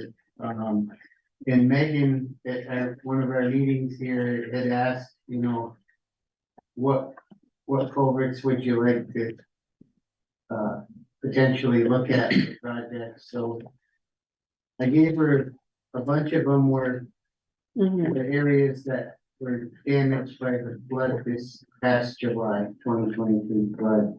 So we're gonna wait for hydraulic studies. I talked with Colin Bratton. He came to town here back a couple of months back. And I took him to a lot of the sites where I thought may have potential for grants. Okay. He studied them, wants to come back up and we go over. He thought there may be one in particular that we might be interested in for a grant, and I haven't made a date yet. I've been too busy to invite him, but I'm thinking maybe this next week, if he's available, see if he would come up and give us some input. Those hydraulic studies are pretty much gonna be needed for us to do the mitigation for this summer's July storm. So Yeah, these are the sites that were affected by the storm. right, and everything that we do, the first thing they wanna know is, has it had a hydraulic study? So if we get these and have them in a folder, that's our first foot in the door to, going on with some grants to make them, May I make a comment? Yes. With what Samara and Melissa may end up discussing with you. Yeah. And then if in fact it turns out that the 28th of October is a deadline for 4720, Yeah. you're gonna be needed a lot for both purposes, both weeks.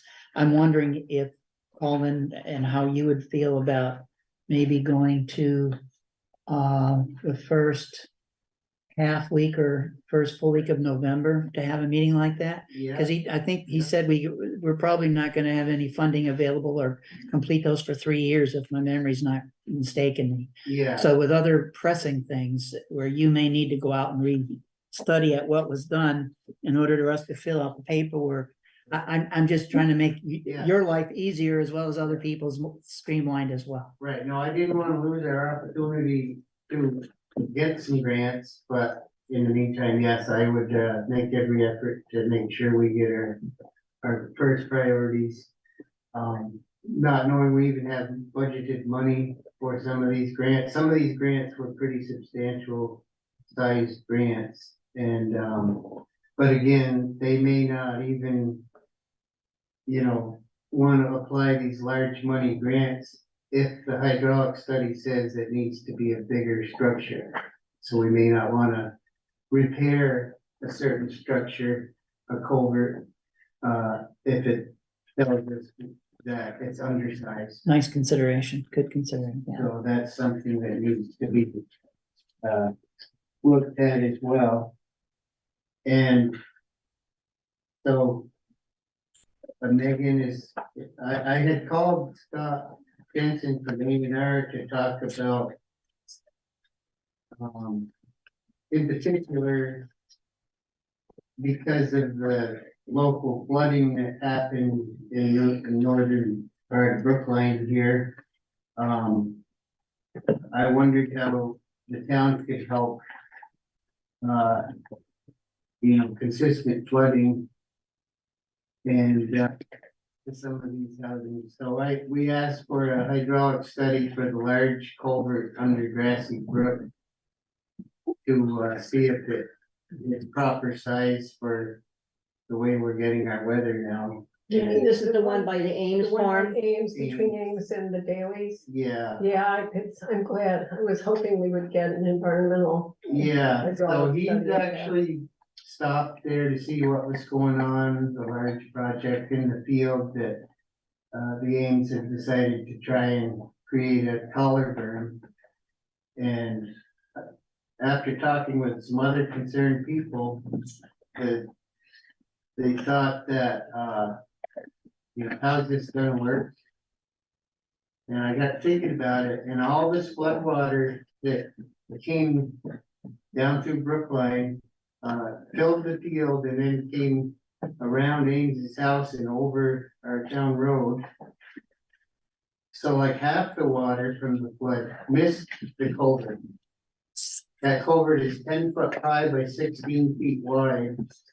And it was taking almost all it could take at the time of the flood. So now that the berm is higher, and it's gonna concentrate on getting all that water into the big culvert. So is this gonna create road damage for the town? And if the berm should fail, if it works, it's great. But if it fails, and all of that water is a surge coming down through town, No, it's funny. That's There's exactly what bridges. Paul and I were saying. there's little bridges that are gonna go in. This is our town office with all important documents that will surround this. So I made a call to A&R just to, ask, you know. He said in the future, without doing the hydraulic study on demand, he took a quick look on his maps and he said that in the future, that culvert will probably get replaced with like a 28 to 30 foot bridge structure. Hmm. So that's quite a bit wider. We can put that on our MTAP That's what funding I'm project, thinking. Yeah. because, yeah, So I gave him those concerns that I was hoping that this berm improvement helps, future flooding of the Ames property and Winchester property, but I just was concerned about everybody else as well. So he was gonna stop by there to check the whole situation out. There's nothing that, Who's checking it? Colin? this guy's name is Scott Jensen from Agency of Natural Resources. And he has talked with, I guess, Otis and Sanborn and others that are there. And I think there's also one other A&R representative. yeah, it's John Broker Campbell, the Yeah. regional floodplain manager, is approved, the project was approved by him. Yeah. So he's done nothing to, create any damage to the town road or our structure. He's just doing this as an investment to protect his own property. So, So we were made aware of it. I told him to contact Scott Jensen, and I guess Scott then contacted the Ameses, because Yeah. they got an email yesterday what I shared to I think he made a everybody. site visit to, So, just, ask questions, monitor it, the levels and how it's gonna work. okay, So anyway, that's how I got on to, I asked him if he could do a hydraulic study for us, and he recommended that we use Megan. trans Yeah. to get our hydraulic study. so that's all been sent out. Yeah. So. I also.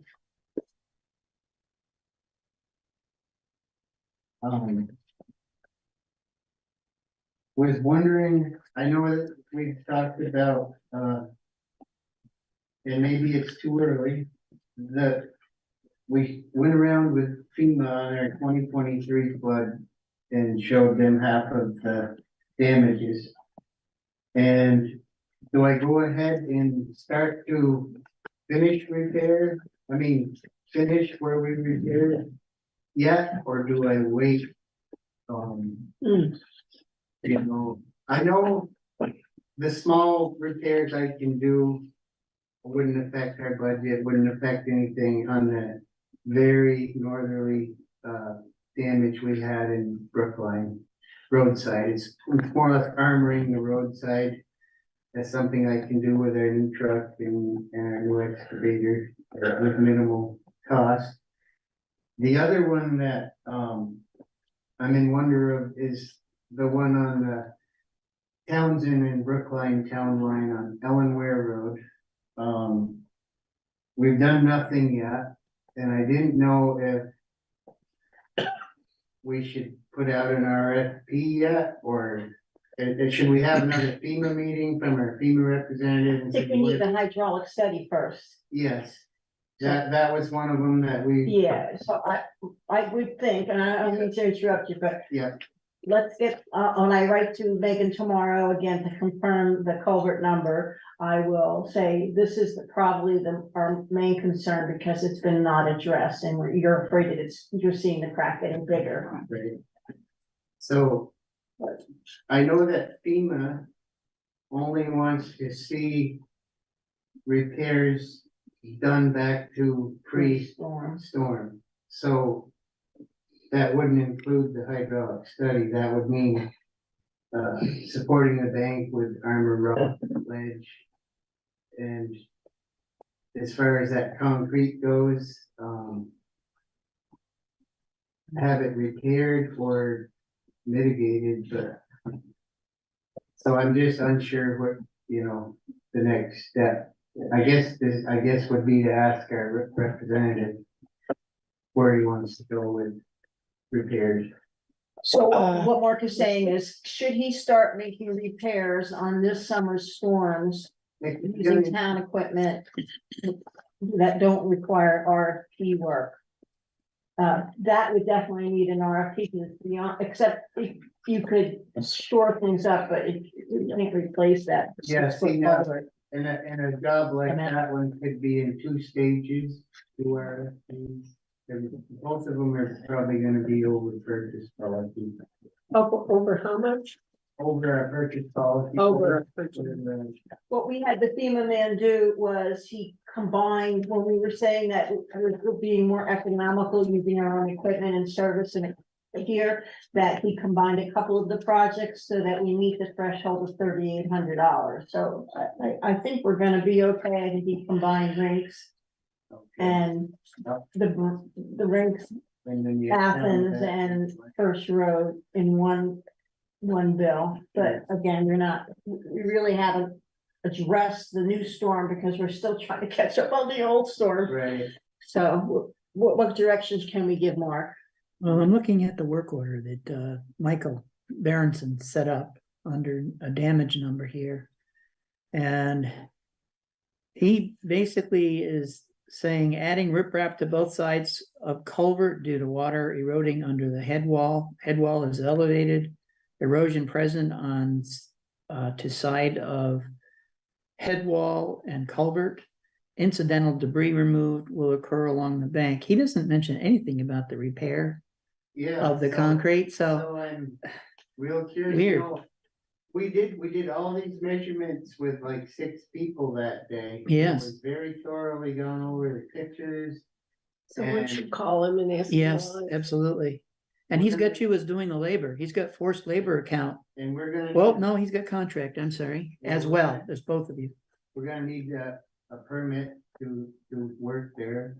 Can't do it now because it's past like working in the water. Yeah, and again, back to the A&R, they're giving an extension because there's so much unrepaired damage to Oh, I hate the whole floods. state, so A&R still might give a permit for that, but it's just a matter of, do they want us to put it back to pre-flood yet, or do we wait? I think what I should do is call Michael, our FEMA project manager, and say the Ellenware site that was analyzed by your crew last month, are we waiting on a report from them so that we can develop an RFP and get moving on the project? Because if they're gonna provide us with an outline of what they think needs to be done, because they were all there, then is that what we're waiting on, or should we move ahead? That's what you're asking. Yeah, Is that make sense? It does, the issue with this one though is it's as wide as it is, it's broken in the middle. So to bring it back to original condition, what does that entail? Do you have to pour the whole thing over again? I feel you'd have to remove the road off the culvert and either pour cement behind it To back it? and pin it with some Uh-huh. somehow washers or nuts to secure, or completely redo another concrete structured wall. But if you were gonna do that, I would mitigate it and put wing walls on each side to hold the bank material, hold the road in place. Because without it, the only thing holding it now is Tree. rooted trees. That's the only thing holding the material there. The compacted gravel has been there for years. Dot, you were there, and you were there, Mark. Did we actually, I don't recall myself asking him to mitigate by doing work on the other side of the road for wing walls, et cetera. And there's no, in this, he Yeah. doesn't mention mitigation The at all. north side, the And inlet the side was side good. is Yeah. very good shape. Right. And the culvert's very good shape. So, but being FEMA, they want it the way it was pre. Well, we're not asking to increase the culvert, correct, in size? Right, All we're However- looking is to repair, which basically is bringing it back to original. right. And what would be the So- easiest way to do that? It's 2 questions. do we just fix it and put it back pre-flood? Or do we mitigate it and do a hydraulic study and see if it needs to be a bigger structure? And if that structure is the right size, then can we mitigate the broken wall with two wings, a head wall? I'm just looking at how they're looking at it. They're gonna look at it as an afterthought, because we didn't say to them. Nor did we ask them to tell us whether we should mitigate Well, it. that's what I'm saying, I'm saying, Okay. those people said, Alright. all those people that were there that day. It's confusing because What when we do they come up with? Why were they there? Where is their report? And this is what the town needs to know, so. So when I go in, I see a lot of notes.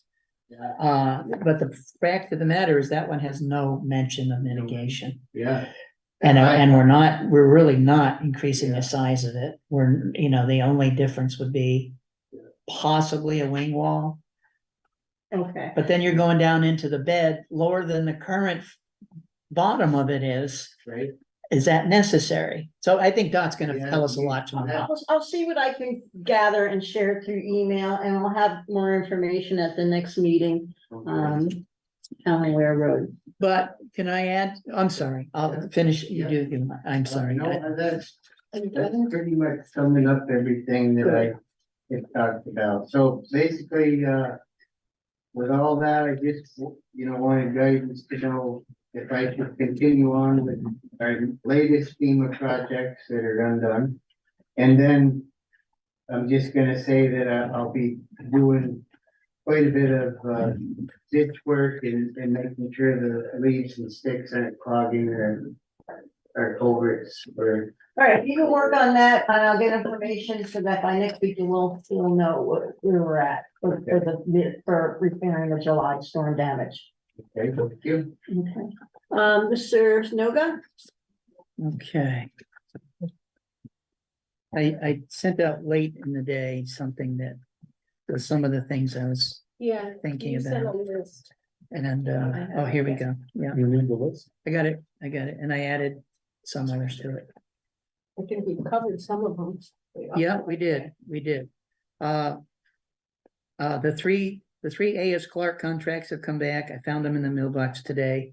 I will review them, and if they're all signed correctly, I'll copy them and leave them here for the person to file them away and make a copy for my files with a We signed PDF. them, right? We signed them. Okay. Well, four of the five of us, Okay, three of the that's five right, of we us did signed it. sign. Okay, that- And Paul voted on it, even Yes. though he didn't sign. So those are just need to be processed. I did file the brick third quarter report last week. I know you sent out an email today. I did it too. They apparently you filed it today? I did it too. Oh, okay, so they get it twice. So that's done, and I will use the new one from now on, but I am keeping track of that. Okay. I'm still working on the GIA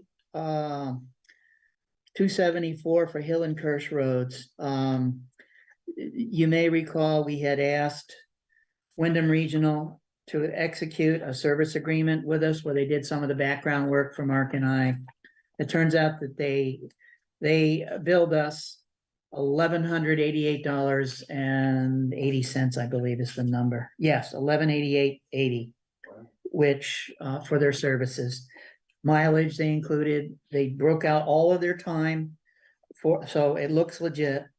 I don't know, I've sent it to Judy on Monday for her to include it in the next payroll warrant. And And it's AP warrant. yes, AP warrant, thank you, Samara. I knew what you meant. And So does that get added to our? it gets added, yes, well, she said to add it under other. And Samara was thoughtful enough to do our FUTA, I think, tax under the calculation for that. So this number is gonna get added to that number. Okay. To calculate our reimbursement. Oh, good. And the answer that I got back from Ashley Collins at V-Trans was to use the next higher number. So the number we had at $56 and some change is now gonna be increased to 80 some odd. So there'll be a slight increase in that calculation as well. I'm gonna I wanted to email Ashley today and ask her, okay, did you want the select board vote on the payroll, on the accounts payable for the 118888? And did you need a copy of the canceled check? Because I don't know that. And this is one I think she's probably not going to do an automatic deposit. Right.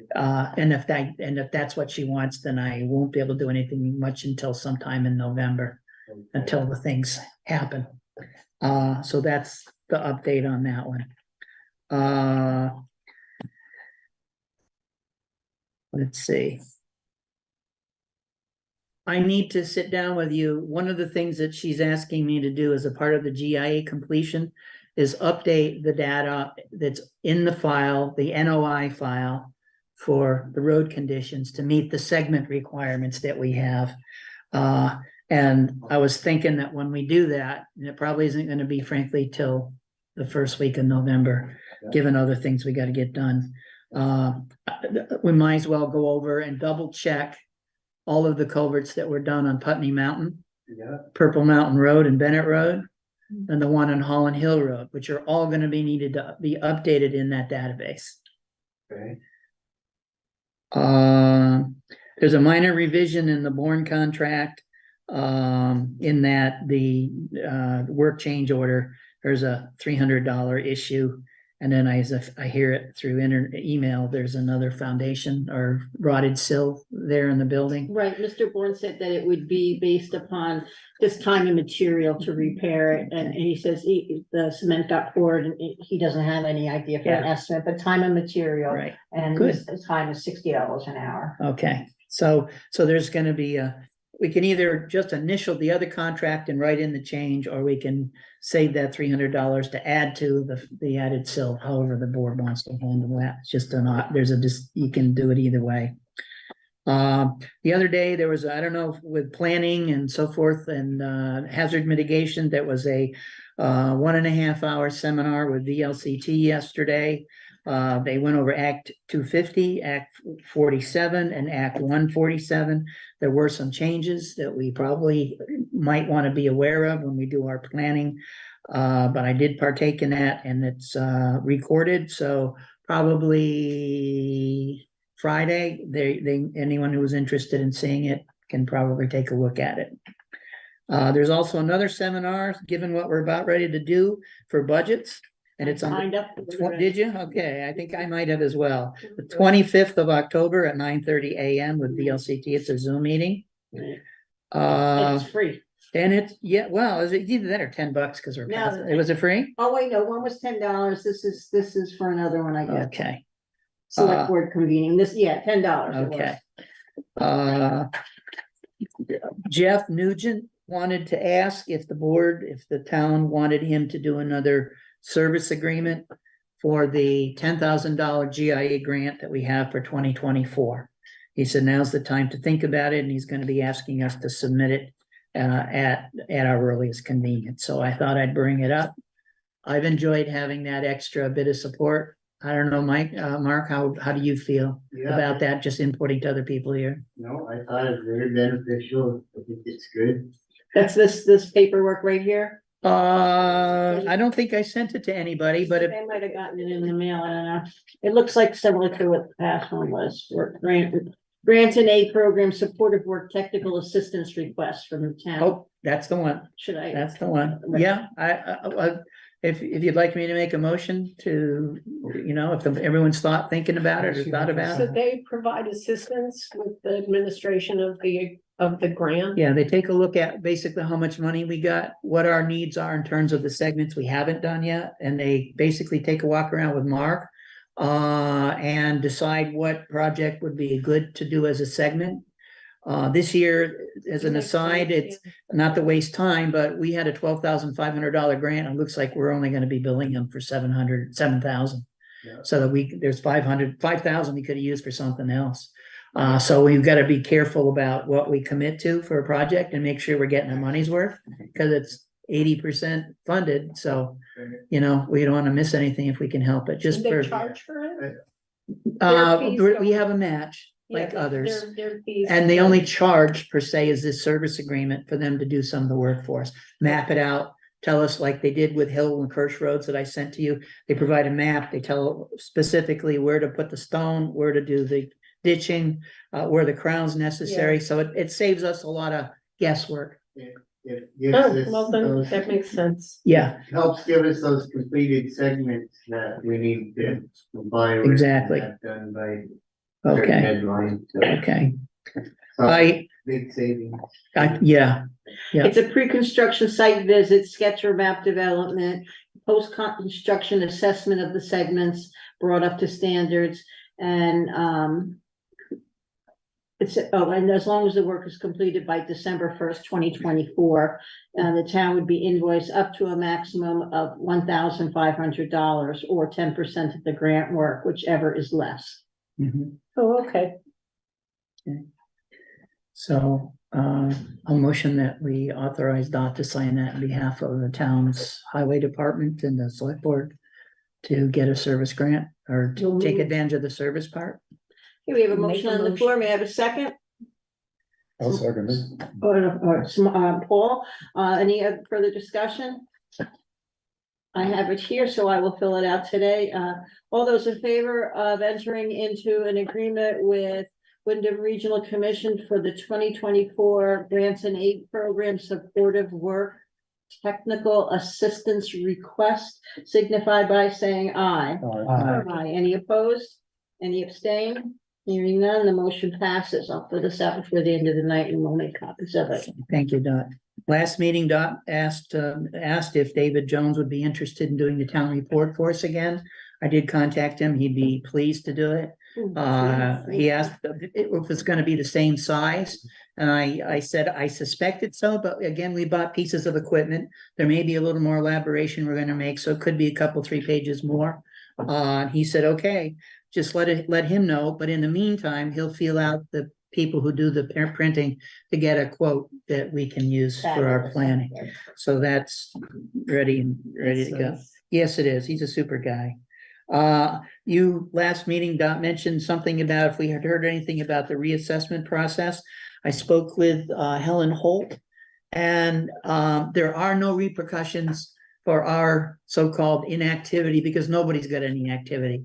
There's only several firms that do this kind of thing. They're all booked up for several years running. So the state basically has taken we'll just wait and see, and people will get it done when they can. There's no penalty or any kind of negative effect on the town or our taxation numbers from that process, other than what state tax education rate tax calculations might be for having a higher than typical or whatever rating percentage. So that's that. I need to advise you that in the last week, I've gotten two documents from FEMA. And aside from the fact that they want the town, all towns, not just Brookline, to have proper contracts with their contractors, they've sent, as if we don't have enough paperwork already, 8-page documents. They have one when the contract is under $10,000, and they have another for when contracts are $10,000 up to $100,000. These are their Additional addendums that need to be put into our contract with specific requirements. So that's when we don't use forced labor. Correct. So I just thought I'd alert you to these. I can send them to each of you. I got these 2 days ago, and I just didn't, with everything else, have time to send them to you beforehand. It's 16 pages of stuff. So that's coming down the pike for your happy recognition. Is this effective for the 4720 job? I need to ask. I'm assuming it is. Going forward for any Going repairs. forward, Yeah. Well, I'd like to make that assumption, but I don't know. Did Find they out. send it in a workable document form? For me, it was workable. I forget what it was No, I in for mean, can format. you open it and can you use it as a I doc? can, but I don't know who else No, can. I mean, Given what I got for software on my machine. I don't know if that answers the question or not. kinda. It sounds like it opens and it's useful. It does. Yeah. Yeah. Yeah. And they got places to put in our name as municipality, the vendor's name, the contract amounts, et cetera. It deals with things like equal employment opportunity, Yeah. termination for cause and convenience. Yeah, yeah. You know, all the basic things, some of which we already have, but it's in their format. It's referring to certain national regulation like 2 CFR Part 180. Can we et use cetera, it et cetera. instead of our own contracts? I don't know. I don't know if it includes everything. From what I read, it didn't include some of the things we have, but it's pretty close. All right. I can look, well, you know, it's nothing that I can actually summarize in completeness Sure, for you, no. to be fair to your questions. If hopefully the select board next meeting, I'll have all of this looked at and can tell you whether it's garbage and we've done well enough, we did, and whether we can make a notation and That's refer it cool. to another. So if we RFP a repair to a FEMA, to a damage for FEMA, that's what they wanna see. This is the dealing with additional requirements for contracts. So it's not the RFP that this will appear. It will be part of the contract, and maybe for RFPs, we ought to make a statement like We will that this have to work comply. contains. We will Exactly, have to comply with the FEMA contract. yeah. Yeah. Yeah. Okay, that makes, yeah. And the last thing I've got, as I know Judy had sent us a couple of emails almost Yeah. 14 days ago regarding property values in the town of Brookline. And I didn't know if anybody I didn't see it on the agenda today, maybe doesn't require a vote because of that. It was But due by the 13th, was it? I asked her, but they always get them late Yeah, because they always send it out like Right. only a week ahead. I thought so. I asked, I was confused because there were two different things. One Yes, there was. The property valuation survey, she submitted the survey timely on 10/13/23, reflecting no changes from previous real property valuations. Okay. Assuming that an amended schedule could be submitted if necessary. As for vehicles, the schedule correctly listed all of the town vehicles without a field to reflect their values. Judging from how VLCT has determined vehicle rates in the past, it must have its own underwriting guidelines. So that is was not the same thing as this other email. I was so confused, which was Vermont League of Cities in Town 2024 property schedule Mhm. for our buildings and equipment. It's two different things, right? Yes. One is the degree of insurance on the vehicles and equipment, and the other is the insurance value, the type of do we insurance agree? value, and the dollar amount of the real estate. Do we So agree the with the real estate I did value? not agree with. Pardon? I didn't agree with the real estate. Did you think it was undervalued or overvalued? I thought that the church was undervalued at $51,000. That's the Brown Schoolhouse, right? No, historical, oh, I'm sorry. Yeah, I saw I'm it. sorry, I'm sorry, I'm looking at the wrong line. That Brookline Meeting House was 234,000 change. Yeah. Round Schoolhouse, 51,000. Yeah. I was, okay. Okay, there's no value of contents of the Brookline Meeting House, and there are contents of value in there now. I thought, Oh, we have new appliances. right. Town office was okay. All right, so I was You can probably amend it at any time. all I would right. hope so. I wasn't sure if these were two different and they, Who's gonna respond to Judy? Who's Well, doing that? I started, well, I I'm just asking, who's on for that? I am, Okay. or Whatever you want. I'm willing to help. what do we want, what do we need? You're doing. As Okay, a former appraiser, I can tell you I'm comfortable with most of the values. There you go. Um, So other than the Round Schoolhouse, that almost strikes me as, what can you build? You can build a woodshed for $51,000. I'm not sure of a historic building. I don't know if we rebuild it if something happens. You Well, need to that's a repair it. question at some Yeah, point you we know. ought to look at is, would we, or if not, why bother? It's all brick, And then, well, the frame isn't, isn't? yeah. Mhm. And then we've got the meeting house. Mm. The meeting house contents would be, I would add to that, but, all right, when I was going down the page, I saw meeting house and 51,000, but I didn't see the top line. Excuse me. Yeah. Stan, I'll let you handle updating that and it's fine. So that's a general statement, and I want to pin it down. as Samara basically asked as well, how do you feel about the values that are on this sheet? Does anyone have a problem with them? Or as an aggregate group, do we have a problem with them? Yeah, Daycare Bruce, 675,000. That's pretty strong. It was 5. That might be one of those Garage. that's cost to repair, rebuild as It is. was 5 Yes, years ago though, when we figured that Town out. garage, 202,000, but there says no contents. well. I don't know what you mean. Well, the contents would be the equipment. and the But the equipment is equipment- separately insured. Sure. All right, so that's separately insured, but there are supplies in there. There are supplies. So $5,000 worth of supplies, Yeah, that's it. that might be it, the salt shed is valued at 14,000 and change. The supplies or whatever we put in it, Yeah, yeah. and then you definitely can't replace the buildings before June, No, but currently as it stands, yeah, Well, I'm looking at the daycare center and, when you look at the income stream we have and you use the interest rate as your rate of return, we're probably looking at a value somewhere between 350 and 400,000. So we've got it at 600 some odd thousand, well insured. Do we want to maintain that, or yes. do we want to look at it as, if we had to rebuild it? yeah, in today's standards, if you had to rebuild. Okay, That would only touch it, probably. okay. And the town office at $360,000 approximately, with $40,000 of content value. Okay, so we're really looking only at the $5,000 values. content. Yeah, Okay, The meeting house, content, I know you've got new.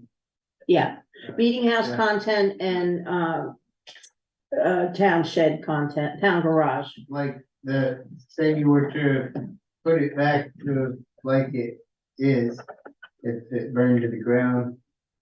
The bell, what would a new bell cost, and like the fuse, the sensor, You're not gonna read them. windows. You're not gonna be able to replace them because Right.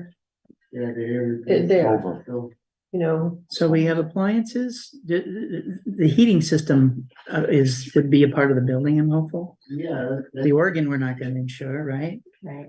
Just appliances, we've got 2 new appliances. $3,000 or? Yes, Yeah, easily. Yeah. roughly. They were nice, yeah. I would say, I would be comfortable at $5,000 in content, because there are supplies that are kept in the building, so, Okay, Is there a refrigerator and? yeah, that's included in Yeah, the. yes, okay. yeah. So those are the only 2 changes. All right, perfect. Sounds good. And with that, I am done. Okay, Oh, I'm sorry. There is one other thing. There is a water mitigation grant that, we have received paperwork on it. They would like to know by December 8th of this year whether we want to participate or not. what is a water mitigation grant? Well, I was just thinking it might be something like the Ames property. Where you're Oh. looking at, I don't know if one or the other. But it's out there. Again, this is one that's not gonna happen and cause a match in 12 months. It's a 2-3 year thing. who's Who's supporting it? the? Yes, it is through, I can't recall. Can you email us? Absolutely. I got it. Yes, I can email it, Email it. to you. It's, I think, 27 pages long or 17, one or the other. Just email the name of who the agency is, or email the grant. I think it's ANR. A&R. Now they sit here thinking, looking at links that it provided. And it comes, V-Trans is somehow the highway department because it involves the highway Yeah. water runoff Yeah, division just as well. send it I'll so send we it to can you. look at it. So sometime before the next meeting, you can have a chance to look at it and maybe put it on that agenda for any comment that might be necessary. If I think the dollar amount is available as a high number, I want to say $200,000 they will grant on an 80-20 ratio, if I'm not mistaken. that, you know, MTAP or water mitigation or somebody hopefully will pay for whatever we would like if we can Mhm. afford it. Send Hmm. to. Thank you. Appreciate your patience. Okay, next, building commissioner, Mr. Mello. Good evening. Yeah, I had to say that. I have one really small issue that really fried my ass, excuse the expression. But when you all paid the line well bill for the filters when I wasn't here, you weren't aware of what was exactly involved in this. They sent a bill through for $305 that said service called to drop off all 6 filters and to check on softener. The softener was not leaking. There was a valve on the hot water tank leaking. That is not what the way it was supposed to happen at all. Quickly, and I'm quibbling over $90, but what really frosts my butt, $95, what is I've had a good relationship with Lionel. I'm not going to minimize that at all. They were good with the water condition, with the water softener system. They helped Mark and I that day when they were hooking that up with the UV system. They give us every indication that if we need help with the UV system, that they would help us with us. Well, fast forward. When I called them up when I was having problems with the UV system, I actually got the guy on the phone that Mark and I dealt with, and he says it's probably the sensor. Anyway, then I called back to make an appointment, and she wouldn't let me make an appointment until I ordered one of these. I didn't know at the time, after I looked it up, that's the sensor.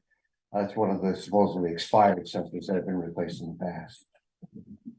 Yeah, it's $450, and they didn't have it in stock. I didn't push him about it. It's okay, fine. So I moved on.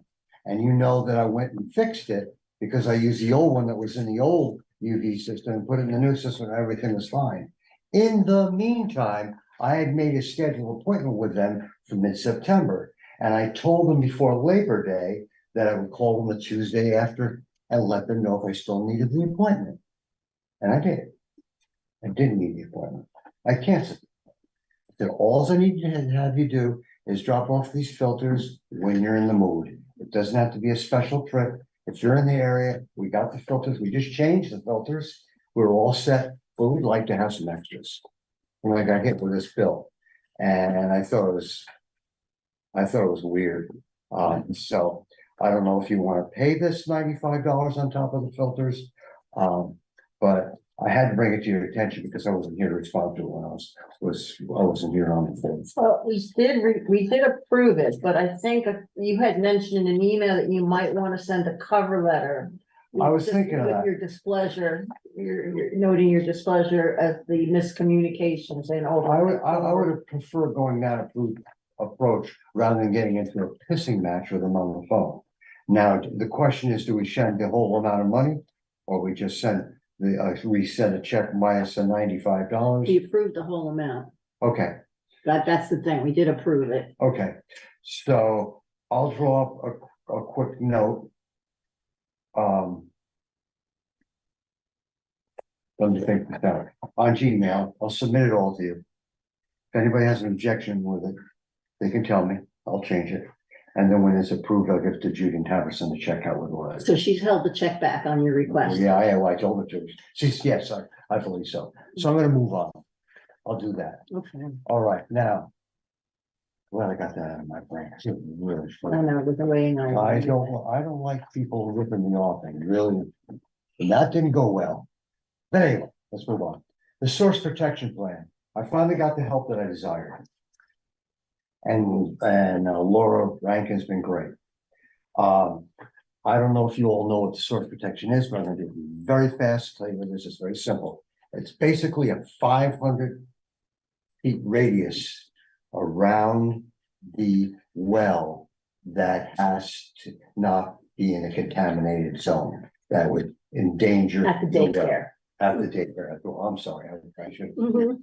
I Okay. figured what it was. In fact, Pat and Stan are a part of that 500 feet and a little bit of your land. So what's happening and what I've done is per instruction is to read, it took 20 minutes to read this morning, the 2020 source protection plan. You did one in 2017 with help from somebody. I'm gonna back up for a second. You told me quite a while ago, and I'm gonna answer the statement that I made the comment I made previously about whether we'd have to do all this water testing on infinitum. And the answer to that is affirmative. And this is the reason why Don already knows it, because as long as there's 25 people over a span of 6 months in that building, you have to do it. Now, what they said, Susie's Little Peanuts said that, I know that because I talked to Olivia today about it again, and they're on for about 30 plus people. They don't have that many kids in there. But that being said, I am responsible as the lead person on this and building commissioner, and we are all responsible as the select board of the town to follow this. This took place in 2003, and it's been going on ever since then. So I did ask Laura early on when we first started discussions a couple days ago. I brought this up to her, and she explained it all to me clearly, and it's in writing. And she said that we can change designation down the road if by any chance they go out or choose for something else. We can make a change where we don't have to do all this water testing. Example, the town office gets all these people going in and out all the time, but we don't have to do this in the town office. We do have a fire alarm system, but we don't have our water, as far as I know, we don't have our water tested or checked. Okay, so what I've done is it should be done tomorrow, it'll be done before the end of the week. This 2023 source protection plan will be done, updated with the waiver that you handed me. That's what this is. Oh, this is the waiver. Yep, So that's a part of it.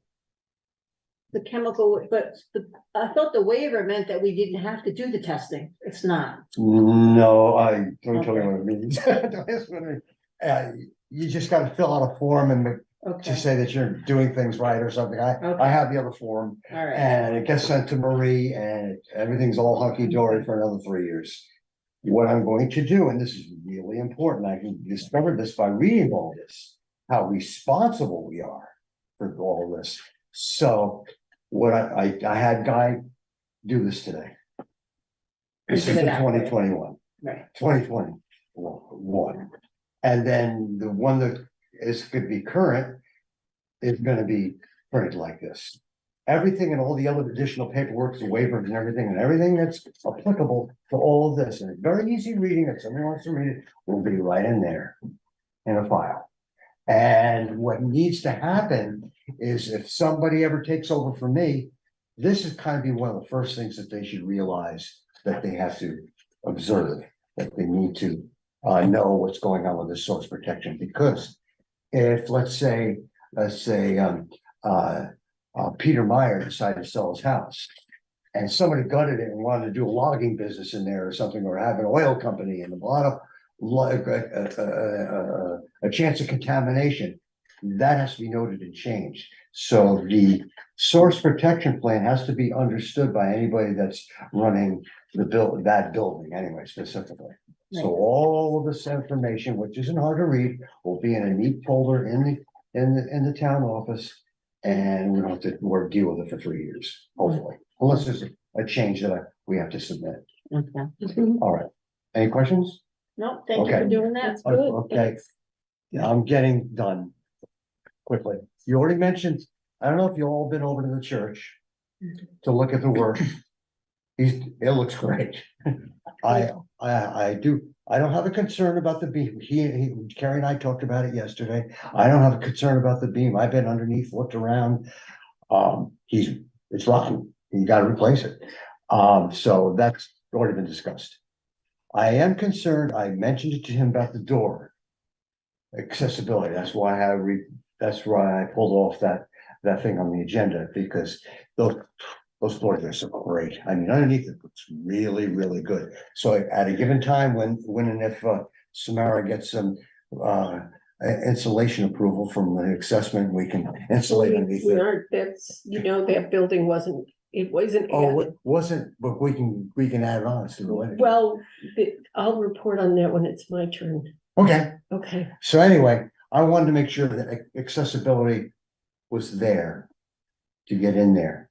If it wasn't gonna be there, I was gonna entertain the thought of going ahead and insulating it now, but I didn't do that. And I only had that concern, and I also have another concern that came my way when I was talking to Kerry today.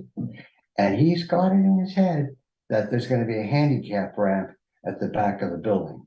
Well, it can't be a handicap ramp at the back of the building. Why? Because you're treating the handicap as second-class citizens. That was educated to me by the Yeah, previous There's an plumber ADA and by It's an ADA and compliant.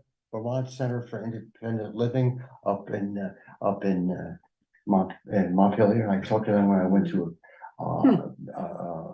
To make a place ADA accessible, you can just purchase a special yeah, ADA you chair. did that. You Oh, can okay. purchase an ADA chair and actually move somebody in. We have them in schools. Yeah, So there's a That's lot true. of, there's there's, a lot of way to skin that. You're right. yes. Okay. Anyway, so it's all that. Oh, the steeple. Steeple and painting, and Mo Mommy called me Sunday morning. Thank you very much. And I haven't received any responses from anybody else. It was quite clear to me that he didn't read it. What stunned him was the steeple wasn't done because he was part of the bidding last year. So we discussed it, and that's when he told me, things have changed, Bruce. And you all got some information from me that was, you have to have a supervisor license. If you have only several people on a project, there's a bunch of things, and he sent me some Oh, yeah, additional. you sent me an email about this. Yeah, he sent some additional stuff to me that any contractor is gonna have to comply with before they can do this kind of stuff. Okay. I'm just about done. He's the only one who's responded so far. So I would suggest we take, and I'll tell you what he's gonna be at, because I'm gonna talk to him again. We're very tight. He did a wonderful job on our school building. And I would really think it'd be a really good idea before we make judgment on any of this. And I did this last year, that you'll, if you haven't, take the 5 minutes and walk around the school building. Take a look at the new town offices. And if you can, take a look at the steeple in Dummerston that he did 3 years ago. And usually it lasts about 20 minutes. And I watched him do that. And I think it'd be a really good idea. I'm not trying to sell him, I'm selling his work. But he's gonna be plus $20,000. I already know it. So Did you send that, you said that you were gonna snail mail to other people? I only sent it, the only person I knew, I didn't do anything with Normal. And that's the only one I would consider, other than 802, which You I did sent do- an you did do email to 802. Leanne. And Okay. she forwarded the RFP to whoever that is. That's all I have for names that I can think of. Tom Stats, New Fame Painters should see it And it will be in the newspaper again Saturday, Okay, this Saturday. okay. So I don't know who else we would consider, but that's it on all that. And I'm also gonna ask Mo again, what did you, because I basically wrote the RFP. I mean, the additions to the RFP is what I mean. And see what he says about it. But I respect him because of the work he did. And everything else I already said. Okay, I'm done. all right, very good. Thank you, Bruce. Energy Committee. We met last Friday. I don't have the draft minutes yet. John took them. Oh, can I have one more thing? Pardon me, I'm sorry, Samara. I'll yield to Bruce For 30 seconds. I for forgot 30 this. seconds, and I'm timing you. That's fine.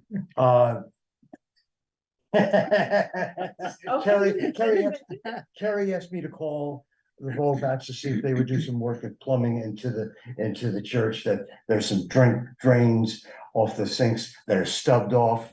An hour before that, I called Coda to see about closing up the water because I didn't want to bother the Volbats at this point.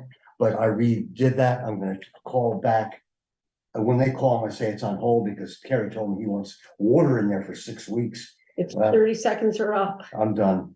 Okay, I keep my Thank you. word.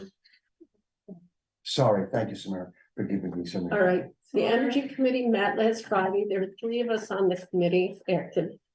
me, Daniel and John now.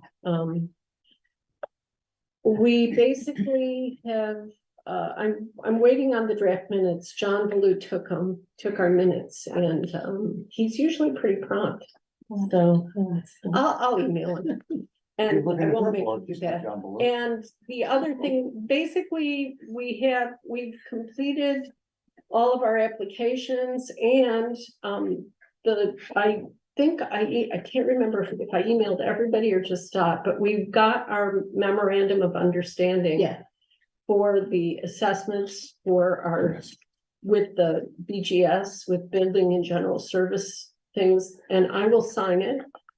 So there's no cash involved. And I brought it with, if anyone wants to look at it before I take it back and sign it. I'm waiting to hear whether it's faxable or emailable, or just, she wants a hard copy. The woman who contacted me, Megan, is out of the office. The two other things that we discussed in our meeting was, one, since the meeting house was left out of the initial approval, which we think was because it just doesn't have a big energy footprint. And so everybody, and their priority is to reduce the energy usage. And of course, it's a catch-22 because we can't use, we've been renovating it, so nobody's using the building. So it may have a bigger energy footprint. So we discussed that. I will contact Margot. We're gonna try and see if we can do anything to nudge the meeting house back into the assessment schedule. What we basically got in our decision said, we're not gonna do it now, but we might do it later. So I'm Like in round 2 tomorrow? Yeah, so I'm going to see if we can add any influence to make them add us with it. I also know that I saw my friend from Wardsboro, we had their 5 buildings approved, and but they use all of them heavily. And they have their appointments scheduled for December, and there's a big backlog of, so I don't know when we'll actually get our actual appointments to have the town office and the school building assessed. But in the meantime, we have a list of what priorities we have. And we're now working on thoughts of how to do more outreach in our community about energy. What's the long-term purpose of the energy committee, and what collaborative opportunities we would have with other committees. Specifically, like Marie showed up? Marie did not come last meeting, but she did, I did get an email from her today that she was pleased we got our 2 buildings approved. And I will sign this, and my email from Megan said, please send it back as soon as possible. And I said I'd sign it on Wednesday. So here it is. Yes. Does anyone want to see it? I just, after you sign this, I like to keep a copy, and I will absolutely bring a copy. If the copy will go, I realized I want to put a lot of the documentation into a file here. And I will also make sure that both Susie's Little Peanuts is going to need to know when we get our official assessment date. You know, so that they know somebody will be coming to do an energy assessment. So we'll have to coordinate that. And obviously with the town clerk, you know, and our office hours, we'll need to coordinate that. So that's all I've got. All right. Moving forward, when we sign this, so that would be good. Yeah. Anything else? Okay, you're up next anyway, the planning committee. Oh, we tabled that. We tabled planning committee until next meeting. All right, Paul, E911, Yeah, how's that problem working out for us? well, spoke to Mr. and Mrs. Stolp, owners of 868 Grassy Brook Road. And they were not receptive to changing their address to 4 Windmill Hill Trail. They also were, No, the opposite Angry. way around. what? They want to keep 4 Windmill Hill. No, they are not for. Oh, okay, they want to keep 868. I'm sorry. 868. Yeah, all right. And they expressed hostility towards the town because they had asked for some gravel to be dropped off to fix Windmill Hill Trail. On our So property. my feeling about them is I'm just gonna leave it go, and if there's a problem with the E911 guy, he can deal with it. Right. And I mean, I gave the woman, Jen, his email. She said she was gonna email him and talk to him. I haven't heard anything more about it. So that actually, for my purposes, closes that issue out. Perfect. Then the only other thing is I sent a letter to the owner of 191 Putney Mountain Road, asking that they put markers up. I've been there, talked to a woman who was on the property, and she said that they were gonna do it. This was back in May. They had, I mean, and we put that letter in with the tax bill, and now I have sent them correspondence, and that was about 2-3 weeks ago. No response. I mean, as far as I know, they haven't done anything. So I mean, I don't know what more I can do there. Do they have a mailbox and it's not labeled? Is that what? They don't have any, they Oh, don't, they have nothing. no, there's nothing. All right. And, you know, I mean, that came up because I guess the 911 people drive around and look and see who has addresses up. who has some kind of. Yeah, who's not marker compliant. or what, Yeah. they're not compliant. Now I've got, this is a file that has all the emails that I've sent and correspondence that I've sent. And I guess we can put it, I don't know where it goes. Well, that's one of the things we'll talk about shortly, about where to Okay. put correspondence and files, things to move on. And as far as I'm concerned, that closes out whatever E911 stuff you gave me. Fabulous. All right, this thank last you. time. So that's that. All right, I'm gonna run through my select board's completed report. The dry fire hydrant, I emailed Parker and Rutgers. I did not know the address for David Knight. But I sent them I sent the other 2 residents the information on the dry hydrants. I sent the hydraulic study request list to Megan Bronco V-Trans, which they're gonna work on. I've communicated with the Ames Farm regarding their burn building. I know that the A&R is involved in that process. I notified Newburgh Fire Department of their right to inspect based upon Act 250 at Inner Fire. Inspected the Inner Fire driveway access and have a letter we'll be sending to them. I contacted Cargill regarding the salt contract, and that's okay.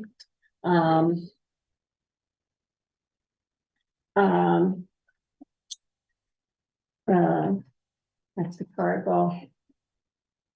We did get a notification for some more funding, but we're not eligible for it because we don't have a hazard mitigation plan in effect, but we will soon enough. So other grants that come about can be popped on, but that's pretty much what I worked on completing. And very quickly, any other topics from the select board that you would like to discuss before we move on to real quick? No, the only thing I thought of as we were meeting was that we should consider with all of these FEMA deadlines coming up. What? Our FEMA compliance deadlines, not trying to do them in select board meetings, try to do special working meetings. You know, because there's just too much to cover and it makes the meeting go really long. Especially if November is gonna be budget time. Yeah, so I think we should, for those people involved in FEMA, we should talk to each other and set up some dates already, you know, with Mark. So we're, that was the only thought that occurred to me that I wanted to say. So right now you have October 24th, your meeting. Yeah. What are we meeting on October 24th? Right, it's Tuesday. Yeah. Meeting Do with we wanna pick a time of day? I Mhm. like the mornings because I'm awake in the morning. I get up early Yeah. and my brain isn't fogged. Yeah, that was. Is 9 okay? Perfect. Sounds good. Here or at my house? I don't care. Either one. I know, yeah, you're right. at the- You didn't like that, did you? somebody make it.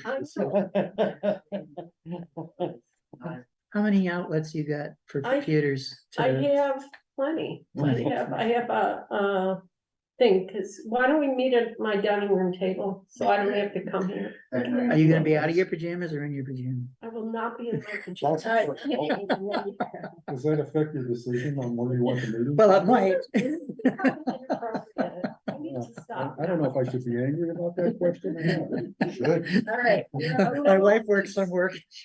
Sometimes. Any other comments before we move on?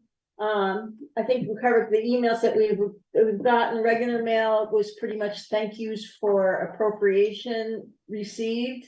And we also have some new appropriation requests that came in. I gave it to the assistant treasurer because they will all be combined and we'll have a chance to look at them together at another time. All right, right now we're gonna move to, okay, is there a need for an executive session at this time? And I'll have to have somebody say, read. It would seem like we ought to have a preliminary discussion of sorts. So the board may enter into an executive session if it finds that premature general public knowledge would clearly place the public body or persons involved at a substantial disadvantage to discuss the signed contract with Bays and Brothers Trucking regarding FEMA paving project for storm work 4621 and or the pothole repairs in town beyond the anticipated start date. So, so is that the case? Well, Is that- I propose that We're not making- looking at all the options that we Just say need to take for 5 minutes, yes. Yeah. All right, so I make a motion that at this time the board enters into an executive session. There will be no motions passed during executive session. When we come out of executive session, we will summarize the agenda and adjourn the meeting. Which time Mark and Vanessa, you can be just, you can leave. We're gonna pause our recording. I will let you know personally what time we came out of executive session. and- Recording stopped. And I will tell you what the agenda's discussion is. Okay, so it is 9:16. Thank you. All right, I'm gonna stand up for a minute. I'm gonna go copy this. So is that thing turned off? The camera, Lucky. I can stop the camera, I believe. At least I hope I can. You can just. Have a good evening, what's left of it, Vanessa. There, I stopped, thank you.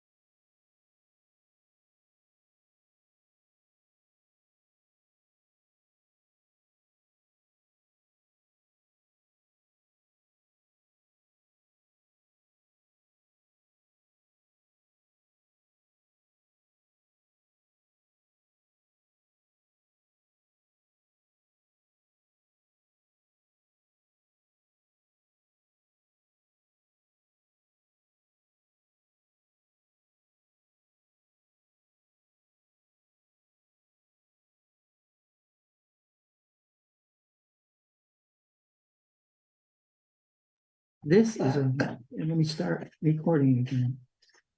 Record to the cloud. Recording in progress. Okay, is the microphone back on? Yes. Okay, right now, have come out of executive session, the time is 9:33 PM. No motions were made during the executive session. Next item up is setting the agenda for the next meeting on November 1st, 2023.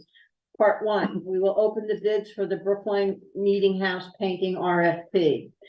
Part B, we do a budget session of at least 30 minutes. Can we get, Samara, can you ask for some of the worksheets to?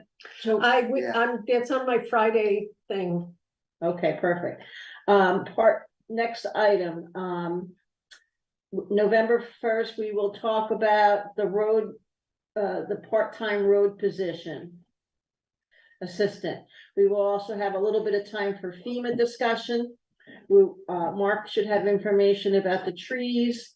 I'll have information about the Ellen Ware Road culvert. Any other items we'll add on at If there's another anything time. new from the planning commission, that'll come up too, of course. And then I'll put those updates and reports just like I did. Yeah. This was Okay. pretty straightforward. That's good. Okay, all right, at this time, would like to make a motion to adjourn this evening's meeting. Second. Seconded by Yeah. Bruce. Anybody opposed? All in favor? Yes. Aye. All right, we are adjourned, I can't say it, at 9:34 PM. So Thank you. this, 911 file, what I got, Oh, so we can stop that. We can always contact Sherry Green. She said she'd be glad to come back when you have sufficient filing and she will come back and update and refile things. So where things can be filed, we'll be here. oh, okay, Yeah, great. And when we have a bunch, and we do have a bunch, okay, yeah, but. good. I'm ready. Okay, have a good night. Go to bed. Yes, we all will. Okay, There's, come, you don't wanna talk about that, not right now. okay? And So Sam, you're gonna give me a call? I will. How early? I'm gonna call him about 8:30. Oh, I will call him earlier. Okay, so I'll call you after that. Don't, that's mine. Can everybody do this? Yeah, What? Recording stopped. wait a minute, Okay. no, this isn't my folder, It's my folder. that's your folder. Yeah. Did you guys do a hazard mitigation cert